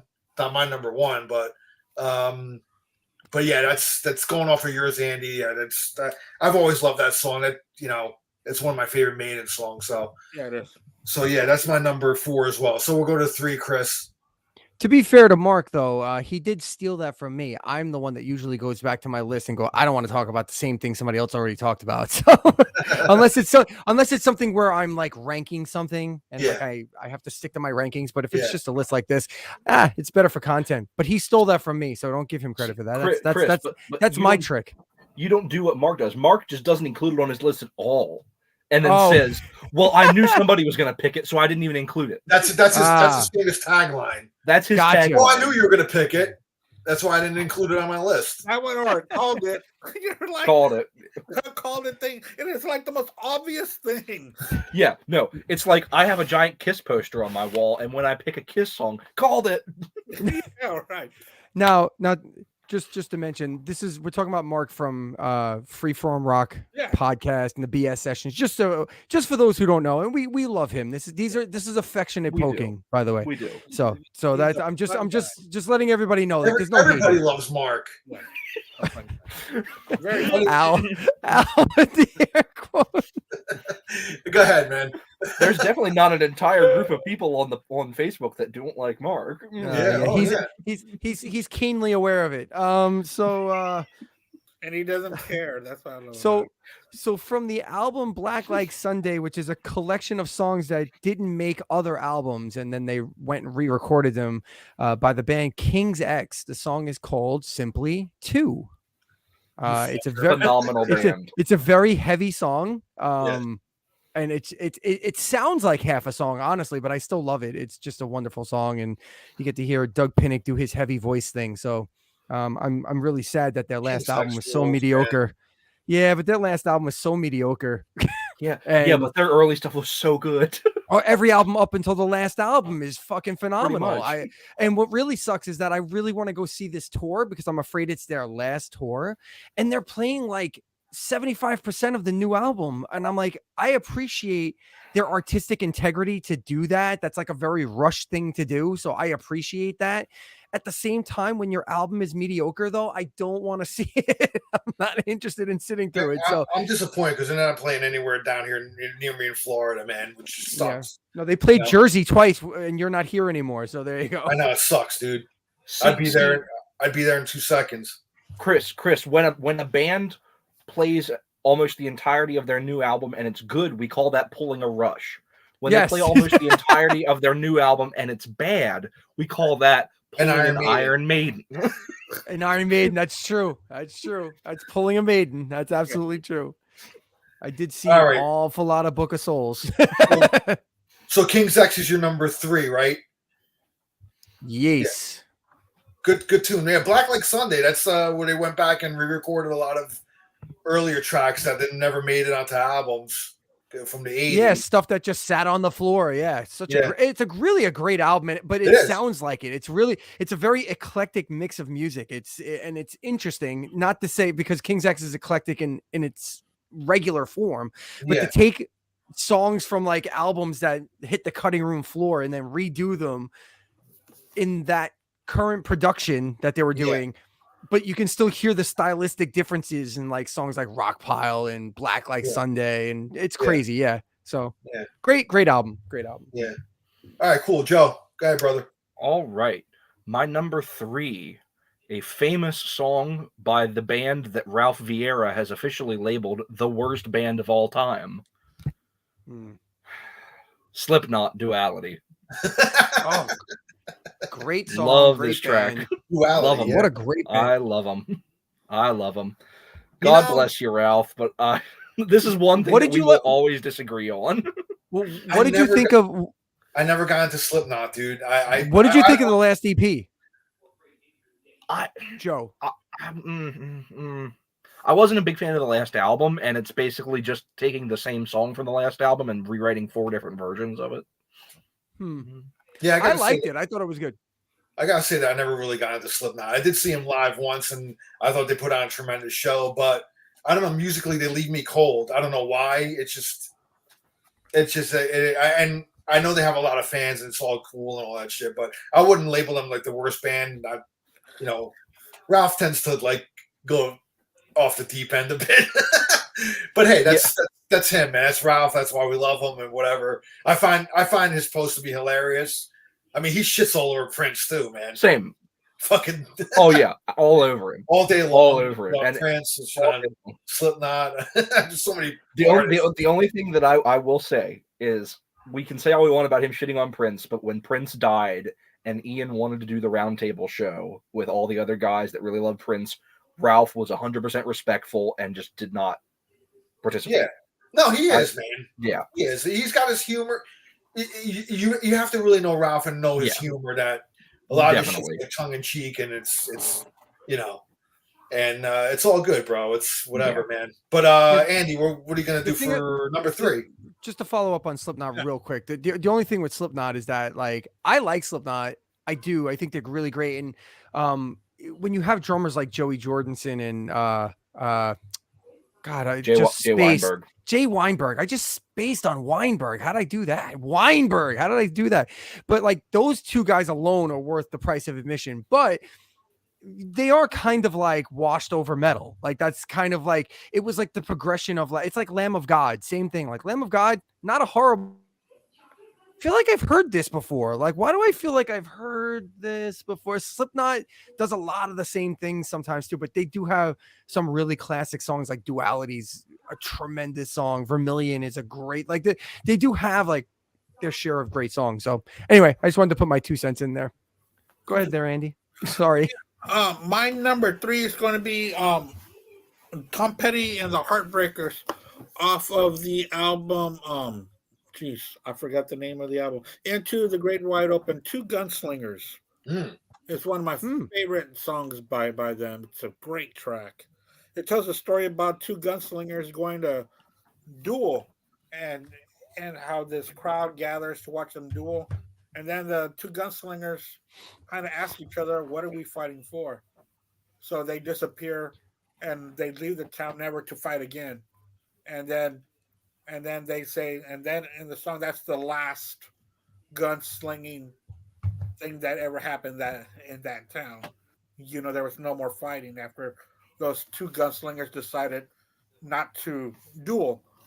And the chorus says goes something like well, I forgot it, but it's two gunslingers. And Tom Petty and the Heartbreakers. Really Awesome. I forgot it. It's so amazing that I completely forgot how it goes. It's happened. It's happened to me, Andy. It's my all-time favorite song. How the fuck does it go again? Go. Can you count me in? I love it word for word. I just can't say anything about it. But that's my number 3. All right, man. I love it. I love it. Getting my number 2. Oh, it's we're going what? Number 3. Number 3. Number 3. Judas Priest, the Green Manalishi with the 2-pronged crown. Oh, wow. That's a right. name. I don't even know that song. Yeah. I don't even think I know that song. Yeah, sure. You know. Fleetwood Mac cover. Yep. And that's here's another thing where they took a cover and made it all their own. Made it better, in my opinion. Oh, yeah. You know, way better. And not to say that I don't like the Peter Green Fleetwood Mac. I never used to know Peter Green Fleetwood Mac, but I dove into that stuff, and that's some great shit, man. Dude, anybody that's never really listened to that stuff, check it out. Peter Green, there's a reason why Peter Green is so revered, kind of blues boom that happened in the late 60s stuff, you know. He's a great guitar player, and a lot of people, he influenced a lot of the guys, man, that came out of Britain. So, but the Judas Priest version, Green Manalishi, classic, you know, off of Hellbent for Leather. I mean, what else do you have to say about it? Just, it's still a live staple, really, in their live show. So that's my number 3. Man, and Halford sings the hell out of that song. Yeah. Boy, does he. Fuck. I can't wait for this new Priest album too. I didn't like one of the songs, but I like the 2 songs that have been released. You know, so I'm looking forward to it. They're up to 4 now. Up to 4, yeah. There's videos for a couple of them too. Yeah. So it's coming out this month, right? March. Next week.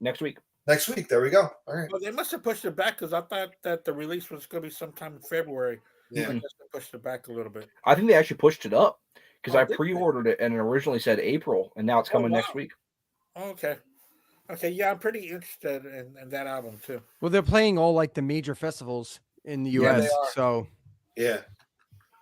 All right, number 2, Chris. Let's go. all right. I gotta go to sleep tonight. I gotta work tomorrow. Well, then I'll make this quick. A song I'd like to dedicate to my wife, Stephanie. It's a Coheed and Cambria song from the Afterman album called Two's My Favorite One. So, and it's the number 2, apostrophe S, my favorite one, number 1. So, and it's just a sweet song, nice melodic pop rock type song that basically speaks of that's that, and that it took a second person to realize that this was the one. So it's a great song. It's at the end. It's what closes out the Afterman double album thing. So it's a phenomenal album. If you're looking for like current prog rock / metal, Coheed and Cambria, the Afterman is probably peak stuff. It's really good. Interesting. All right, cool. Number 2, Joseph. Alrighty, so Oh, and if you're a Rush fan, Coheed and Cambria is your shit. I'm sorry, I was drinking. I meant to say that. So I gotta be go ahead. honest. Sorry, with you, my bad, Joe. I'm not that huge on fucking Coheed, man. and Say that again. I'm not really that huge. I've listened to Coheed and stuff, and I don't know. I don't particularly get into them either, to be honest with you, man. And I know find a lot that of Rush- surprising. I know a lot of people say, "Oh yeah, they're kind of Rush like with." I guess the way because Claudio sings in a high register, but I'm not a big fan of his voice, man. I gotta be honest. With you. That is surprising. That is so shocking to me. Yeah. He has so many Gettyisms. It's insane. Yeah, and then but it's on top not, of that, though. Like, yeah, he sings in a high register. But the tone of his voice, I think, is very different. I don't find him to be like Getty at all, dude. He's a completely different race. That probably plays into it. But to be honest, like I've listened to the band ad nauseum. Like they're my oldest son's favorite band. I got him into them, so like I've been listening to them for a long ass time, and I hear a lot of Getty. I hear a lot of Rush. Period. Like their whole career trajectory. On him. I know that. Yeah. Without question. And I'm not saying you're wrong. I'm just surprised. That's all. I'm not even saying. I feel his voice is kind of similar to the other band that came out of At the Drive-In. Yeah, I know who you're talking about. The Mars Volta guy. Mars Volta. Cedric Zaballo. Yeah. I tried to get into them too because everybody was like, "Oh man, if you like Rush and you like time." Yeah, I disagree with that. Yeah, but there was a time when people were saying that because I agree. They get conceptual with their albums and all that shit. Sure. But I didn't really. They didn't turn me on either, man. I agree with the comp. Rush to Mars Volta or to At the Drive. Well, not to At the Drive-In at all. To Mars Volta. To Mars Volta for sure. But I don't see them being Coheed's way more like Rush than Mars Volta. Mars Volta gets crazy, sure. Maybe like Caress of Steel Rush if you want to be super specific. But from a melodic standpoint and just from great song structure and the whole thing, like Coheed is right on par with Rush in terms, not as good. Don't misunderstand, please don't misunderstand. But yeah, I find it shocking that as an ardent Rush fan that you haven't found joy in Coheed. I find that surprising, but that's cool. I mean, that's why we love this music thing. Because there's so many different reasons why I can't listen to Steely Dan. All right. And on that note, Joseph. Go ahead, Joe. I'm sorry. So my number 2 is from one of my all-time favorite albums that I've talked about a couple times on this show before. And I will recite the first part of the chorus because I think it's some of the greatest lyrics of all time. I want you. I need you. But there ain't no way I'm ever going to love you. Because 2 out of 3 ain't bad. 2 out of 3 ain't bad from Meatloaf off the Bat Out of Hell album. There you go, man. I mean, never has there been a ballad that basically is telling a woman to just go fuck herself, pretty much. And or if you want to go long term, there's just too much of you. There's just too much. I can't possibly. I can fuck the shit out of you. and all that, but I can't wrap my head around your emotion. That's just not a thing. Pretty much. So that's my number 2. Absolutely love Bad Out of Hell, and it's one of my favorite songs on that album. 2 out of 3 ain't bad. Dude, the song for Crying Out Loud makes me weep uncontrollably. Beautiful track. I just can't. I can't with that song. I just can't. All right, Andy, man, number 2. Yeah, when I was 17, I was dating this girl. You know, we were in high school, and remember how you would call the radio and you would do dedications and stuff. Well, I dedicated a song to her, and we were, you know, I said, I just called the radio station, I dedicate the song to you. She's, oh, so sweet. But I never really sat down and heard the lyrics.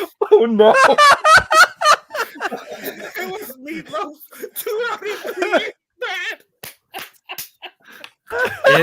Andy, I'm so sorry for Al your just loss. left. Oh, like, Al just left. He So couldn't believe that. He just fucking left. Andy, I'm so Hi. sorry for your loss.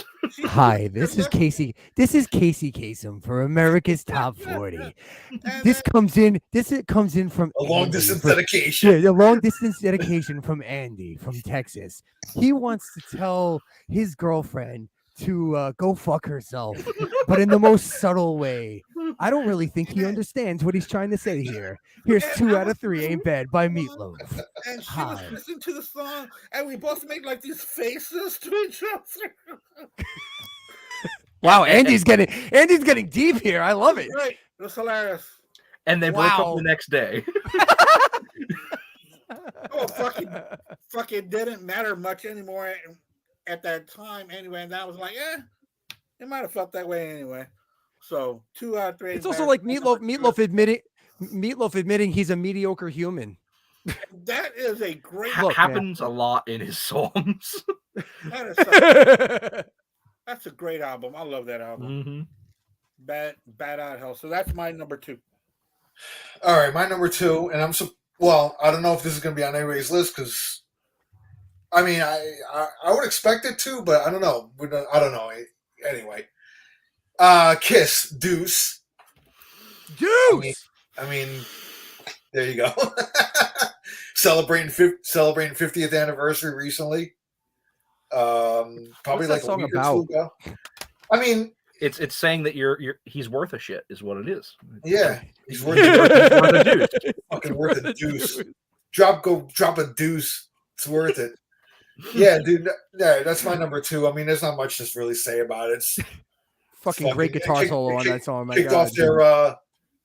off their live album, man, and was a staple and probably played every time ever since, man. So I think the only show that they might not have played it that I saw was Hot in the Shade.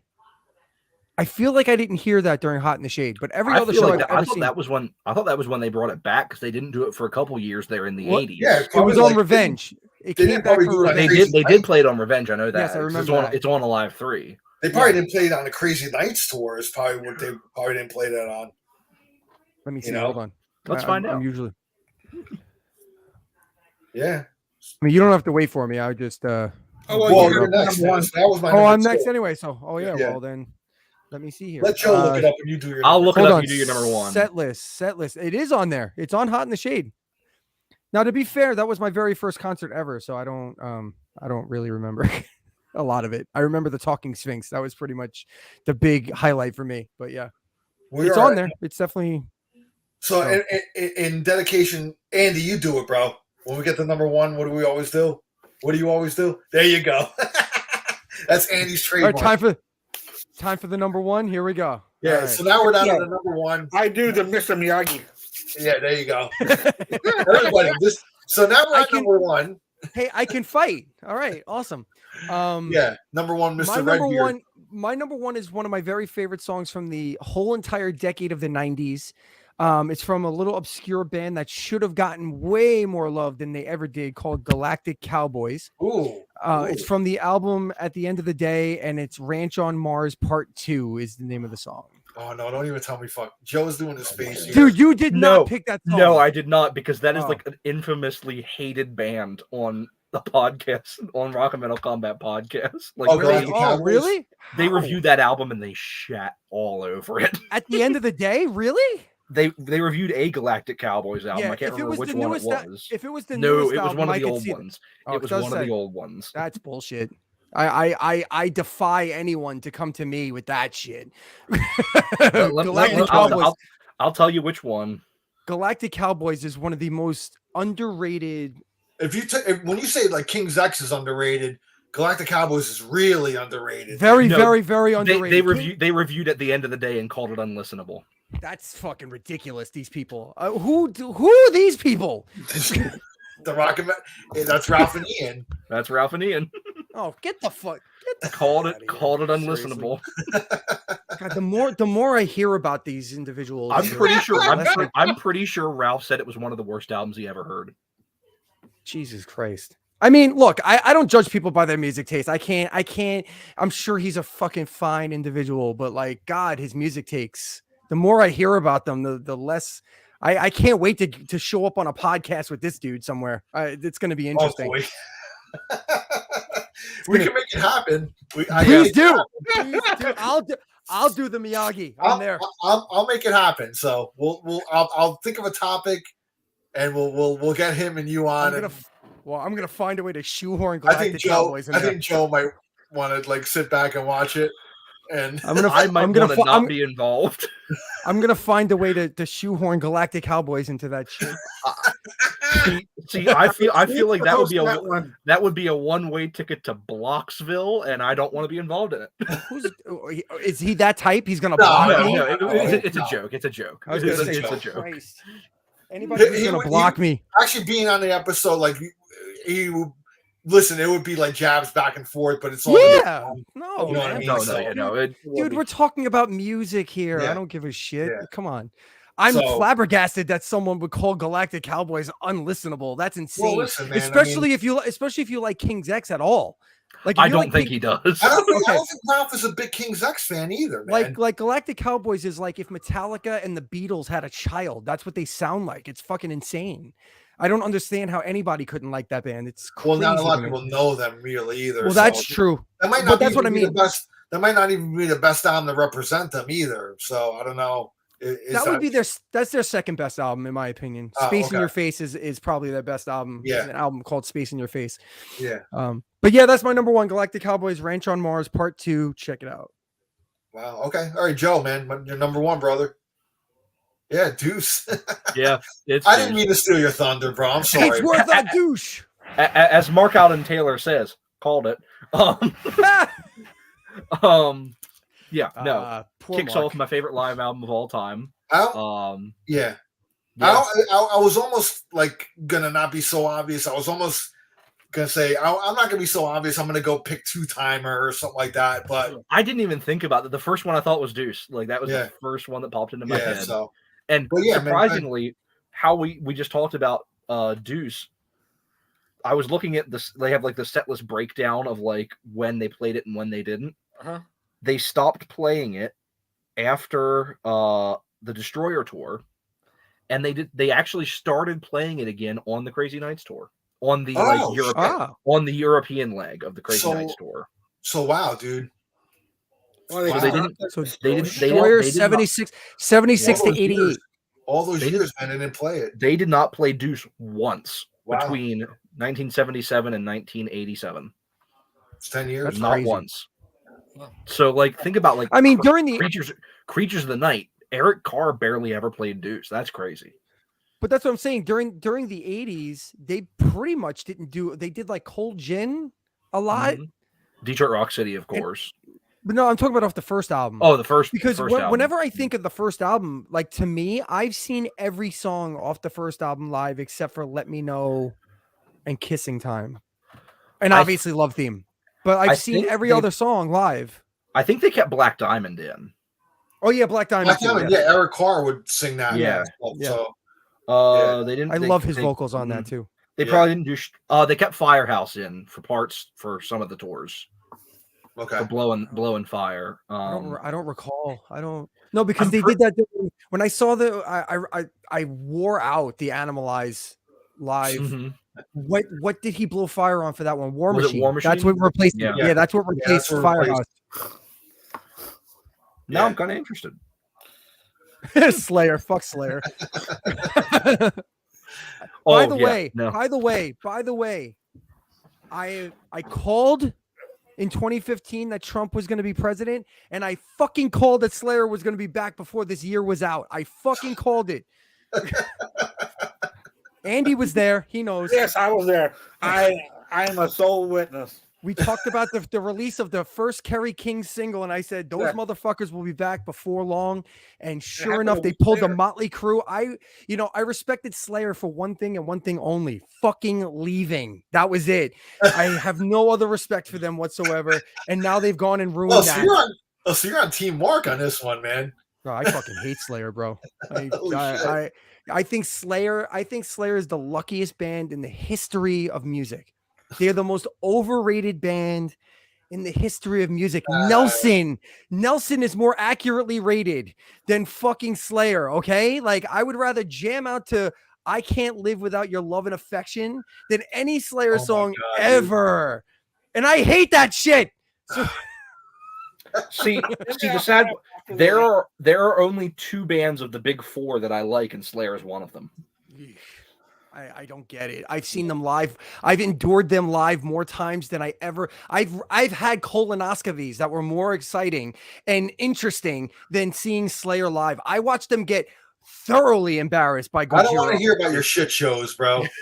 I watched them get they got summarily dismissed by Gojira on stage. It was embarrassing. I was like, how can you be a legend and come on after this and be so mediocre? It was something to behold. It was Gojira's no joke, man. no shit, but still, how are you a legend? Metallica wouldn't get embarrassed off the stage by Gojira. Megadeth, maybe. I don't think Oh, so.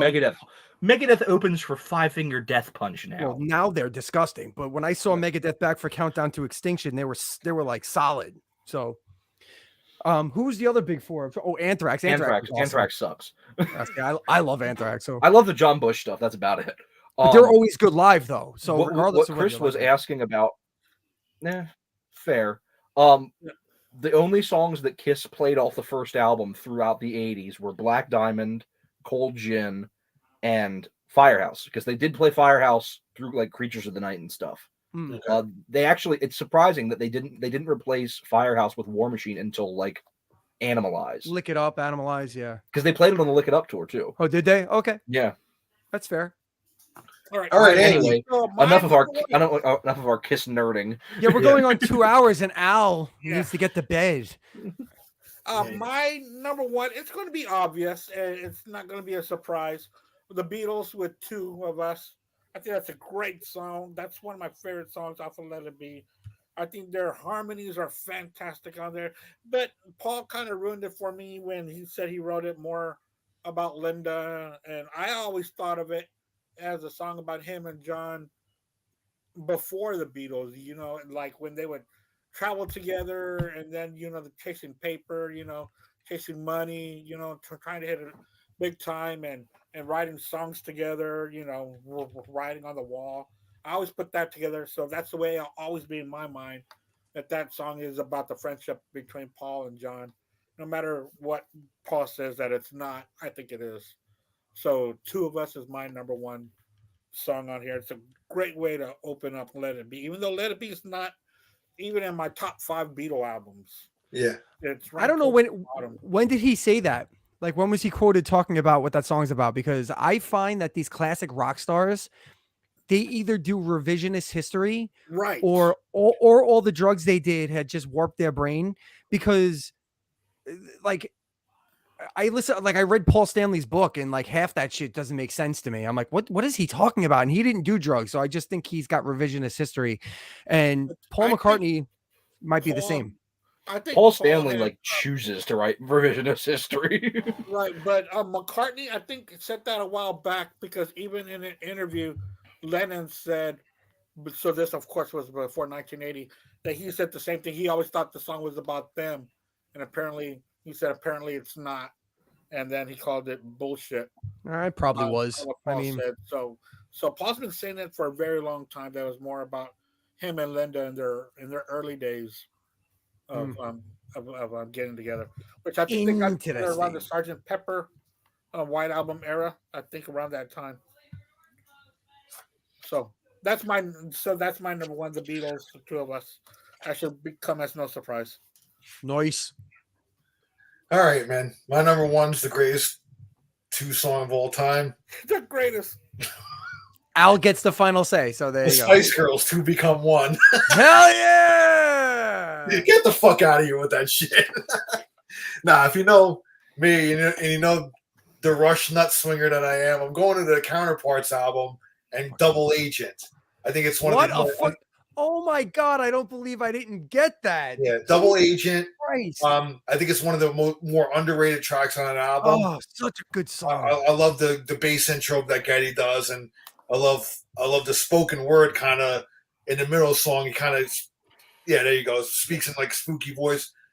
I'm a Rush nut swinger. I mean, look at that, bro. I mean, No, but you dude, go. All you have to do is go watch the live version of that song from the Counterparts tour. My God, that was so fucking good with the mirrors that came down and the fire and the such a fucking what a great song, dude. I'm so pissed that I didn't think of that. Jesus Christ. I because I wasn't thinking of double. I was just thinking of 2. So I was trying to stick with 2. yeah. What a great song, dude. That is the greatest 2. That is the greatest 2 song. Okay, I'm gonna give that to you, man. You get the final say. Even if you. It's not the greatest 2 song, but in my opinion, I love it. So it's even if you are a Rush hobnobber, it deserves its place. That's a great song. so that's my number one, Rush Double Agent off of Counterparts. So now we're gonna do some 5 honorables. If you want to do it, Chris. I don't know if you have 5 honorable mentions or not. Yeah, I have another Galactic Cowboys song. I put this song on here because I wasn't doing the twin double thing, but this song is called Evil Twin from the Horse That Bud Bought. Primus from, I think it's either the Brown album. Ooh. Yeah, I think it's the Brown album. Hellbound 17 and a half, because it has a 2 in it and it says theme from. And then it is stretching it, but it's got a 2 in the number. And then I have 2 Coheed and Cambria songs. By that criteria, I could have picked Rush 2112. You know, that's true, and you probably could have because I picked Coheed and Cambria's tribute. But to me, 2112 is not 2. There's a 2 in it though. But that's not what I was going for in this list. I know. Well, this is why they're on my honorable mentions. So Coheed and Cambria actually has a song entitled 2113. And it's a phenomenal song. It's my favorite Coheed and Cambria song, but I didn't put it in my list proper because it's 2113 and not 2. And then the other Coheed song that I put on there is called Willing Well 2, Fear Through the Eyes of Madness. So those are my honorable mentions. And just so you all know, I didn't really think very hard on this list. I kind of came up with 2 songs off the top of my head and just stuck with that. So I did like 0 research on this. That's why I failed at Double Agent, and I'm mad about that. You're gonna be mad about that. You're gonna be mad about another one that I picked in my honorable mention too. But anyway, go ahead, Joe.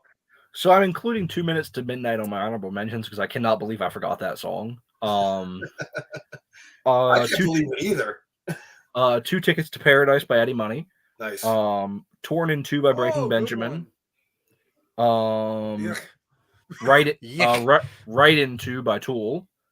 And what a good song. That's another one. Fuck, dude. I love that song. And Second Chance by Shinedown.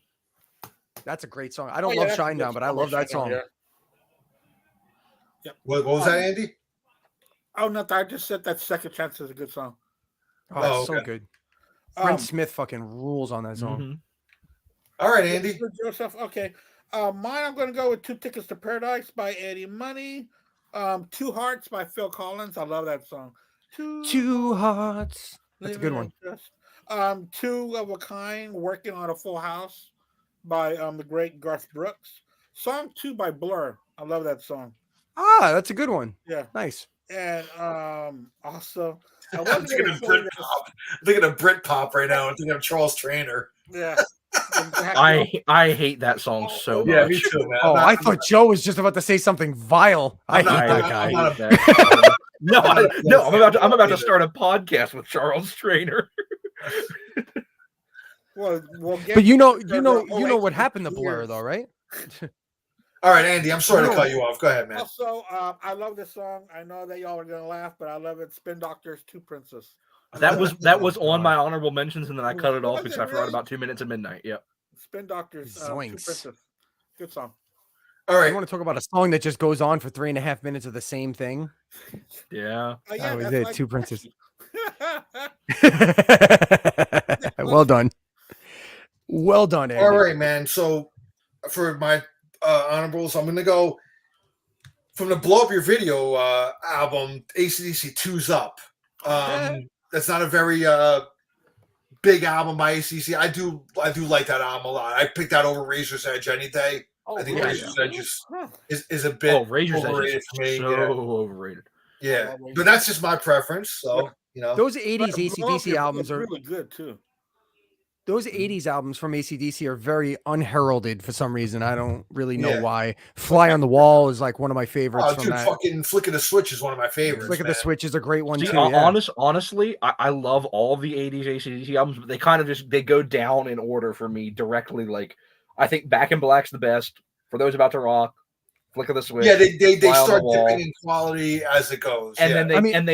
then it bottoms out with Razor's Edge, and then it jumps way back up with Ball Breaker, in my opinion. Yeah. I mean, Who Made Who is one of my like seminal yeah. like core memory albums for some reason. I don't know why. Like, It's it what just- introduced me to one of my favorite Bon Scott songs, Ride On. Yeah. Boom, boom. All right, so 2's Up by AC/DC. I'm going The Cars, Double Life, which is off their second album, Candy O. Oh, Candy O's such a good album. Great song, great album. I love that album. I remember Those when are great we did the track by track between that and it was harder than the debut and Candy O. It was harder than you thought, dude. Yeah, it was. Doing Those are their two best albums by Yeah. far. yeah. What else? I got. Styx has a great song called Double Life also. Mm-hmm. Oh, Yep. okay. One of the only I- good songs on Kill Row is here. I disagree with that. I actually like that album. But anyway. Continuing on. The tour is shit. The album is great. Guns N' Roses, Double Talk and Jive. I like that song a lot. That's a great one, man. That's a good one. I don't remember which Use Your Illusion it was, but it's It from was one on of them. two, I think. Okay. It's on usually too, ironically. Coincidentally. I'm going Cinderella, Second Wind from Long Cold Winter. I like Cinderella. I love that album a lot. The Blues Your Direction. I love the debut, but I did love the Blues Your Direction they went in starting with that album as well. And here's another one you're gonna be like, damn, why did I wish I? Because I'm a Rush Nut Swinger. Rush, Second Nature off of Hold Your Fire. That's a good one. Yeah, that's a great one. That's one of my honorables. All right, Hold Your Fire is not generally heralded as a great Rush. I album. love that album. My I God. love that album as well. When I'm in more of a jazz fusion kind of Yep. mode, and I want to hear a little more, Listen. not dude. When you listen Death to on the Two Legs is a great one. Scott. Yeah, I was about to say. Scott Stein, Wow. Death on How Two did I Legs. miss that one? That's a great one. Death on Sorry, Alex. Death on Two Legs. Yeah, that is a Yeah. good one, dude. That's a great one, man. I'm going back Oh, to the Hold Your lyrics to Fire. that song are great too. That's about their management. That's a fucking great song. Yeah. What a big Well- fuck you to the management. Going back to Hold Your Fire, though, man. I mean, when you listen to the musicianship on an album, it's very intricate, man. Just because Lifeson's not using blazing distortion doesn't mean that the fucking musicianship is any less. That's right. No, As a matter of Mission fact, is one of they his always songs. talked about how complex it was to play that stuff live. Like it was very. Well, they didn't play Mission for a very long time. That's one of my favorite Like, songs on that I album. fucking I love that song. Listen, I love Hold Your Fire. As long as China's not singing to me, we're good. Yeah, you can chop that one up, man. as long as China stops singing to me, we're all okay. We're Yeah, all good. even the band thinks that's an error. Yes. Well, they have a few. There's maybe Yeah. 3. There's like So- 3 bad songs in the entirety of the catalog. I think we can allow it. But that's my honorables, man. Those 5. So that does it for this show, man. So I thank you guys so much for coming on. Andy, Yep. what do we got coming up on the show? Yes, next week on next Wednesday here on the Black Spitter Music Podcast, we are going to be turning the Smashing Pumpkins Melancholy and Infinite Sadness from a double to a single album, which means that Crime. we're going to pick our favorite songs on there. I'll come up with the number and we have to stick to that number, and we're going to turn that great double album into a single album. And I can guarantee one thing. This is a definite guarantee. I mean, I'll bet the farm on this one that Joseph Staub is not going to be on this one. I will not, and you could not pay me to listen to that album. I'm not going to ask him. And I will- Let's just say that. And I will also place bets, even though I won't be on this episode either. Zero will be on everybody's album. Perhaps The song Who knows? Zero. The song Zero. I'd be shocked if it wasn't. If one of you choose not to put it on there, just to spite me, I know. I called it. I'm Mark. I'm Mark. Anyway, Chris, I know you got a lot of stuff going on in your life, but are you have anything on the future for your channel? Just I mean the general things is that usually new videos are up on Redbeard Videos on Thursdays and Saturdays. I'm going to be very active on the shorter form videos, the reels and TikTok and things of that nature. So all the social places are Redbeard Videos. It's easy to find me there. And live streams will be starting sometime in March, hopefully, probably Mondays and Fridays. Long streams. I'll be doing like probably at least 4 or 5 hours per stream. So, and hopefully I can get some of you guys on to be panelists for things. So I will definitely want to be on your show. Yeah. Ask me anytime, Chris, and I will be more than happy. Yeah, dude, I'll definitely come on. As a matter of fact, I'm trying to figure out, because I was watching your you had a like very underrated hair metal albums show. I did a tier list of hair metal bands. Yeah, well, that I saw that one. That was a great one. And then there was Thank another you. one where you picked, under the radar. We kind of did a show like that too. Was it the ones that I said they fuck, I just completely like locked up post 1992 exactly top five hair metal albums that should have like gotten more love or whatever. Yeah, that's the one. And we kind of did a show on that. Andy, remember when we picked 80s bands that released 90s great 90s albums that got overlooked, really? Yes, that's what it was. That was like a similar show, and I really enjoyed that episode. So I want to thank you. I want to let you know that. And Thanks. I've been checking out been going and deep diving on some of your videos. So you got thanks, man. I like the way appreciate you I like the way you edit and just your presentations much more fucking professional than what I do. Look, there's different levels of professionalism and dedication to this, and mental illness, honestly, because I just can't leave things alone and just put them out there. Your OCD is my fucking my autism and ADHD will not allow it. It just will not allow it. I've always joked around on my channel, like, well, my budget's less than zero, so no, I do it. I've made minor amounts of money. Like that one particular video you're talking about is inching towards 200,000 views at this point. Wow. So I've had a few that have gotten some advertising and things of that nature, but there's no rhyme or reason, man. It's a nightmare. There's a YouTube thing. Oh, it's a fucking nightmare. I can't stand it. Joe, but anyway, thank you for all the mentions, Al. I appreciate no problem, brother. Love you, man. And I love you for coming on the show, man. I appreciate it, dude. Always, anytime. Joe, anything going on, brother? Well, not really. Just kind of chilling out. They're supposedly having a podcast starting soon, but who knows? Okay. When you're ready to really announce it, man, let us know. Yeah, we'll figure that one out when we figure that one out. We'll promote the shit out of you, dude. I'm excited. Hopefully, Chris, you'll have me on and we can rant about Dream Theater for another 5 Absolutely. hours. Well, I can tell you right now that my very first live stream that I do will be Dream Theater centric, because me and a lot of my friends talk about it, and I have so many things that I want to pick Dream Theater's fans' brains about. What do they want to hear on the next tour? What do they think they're going to open with? What's the next album going to sound like?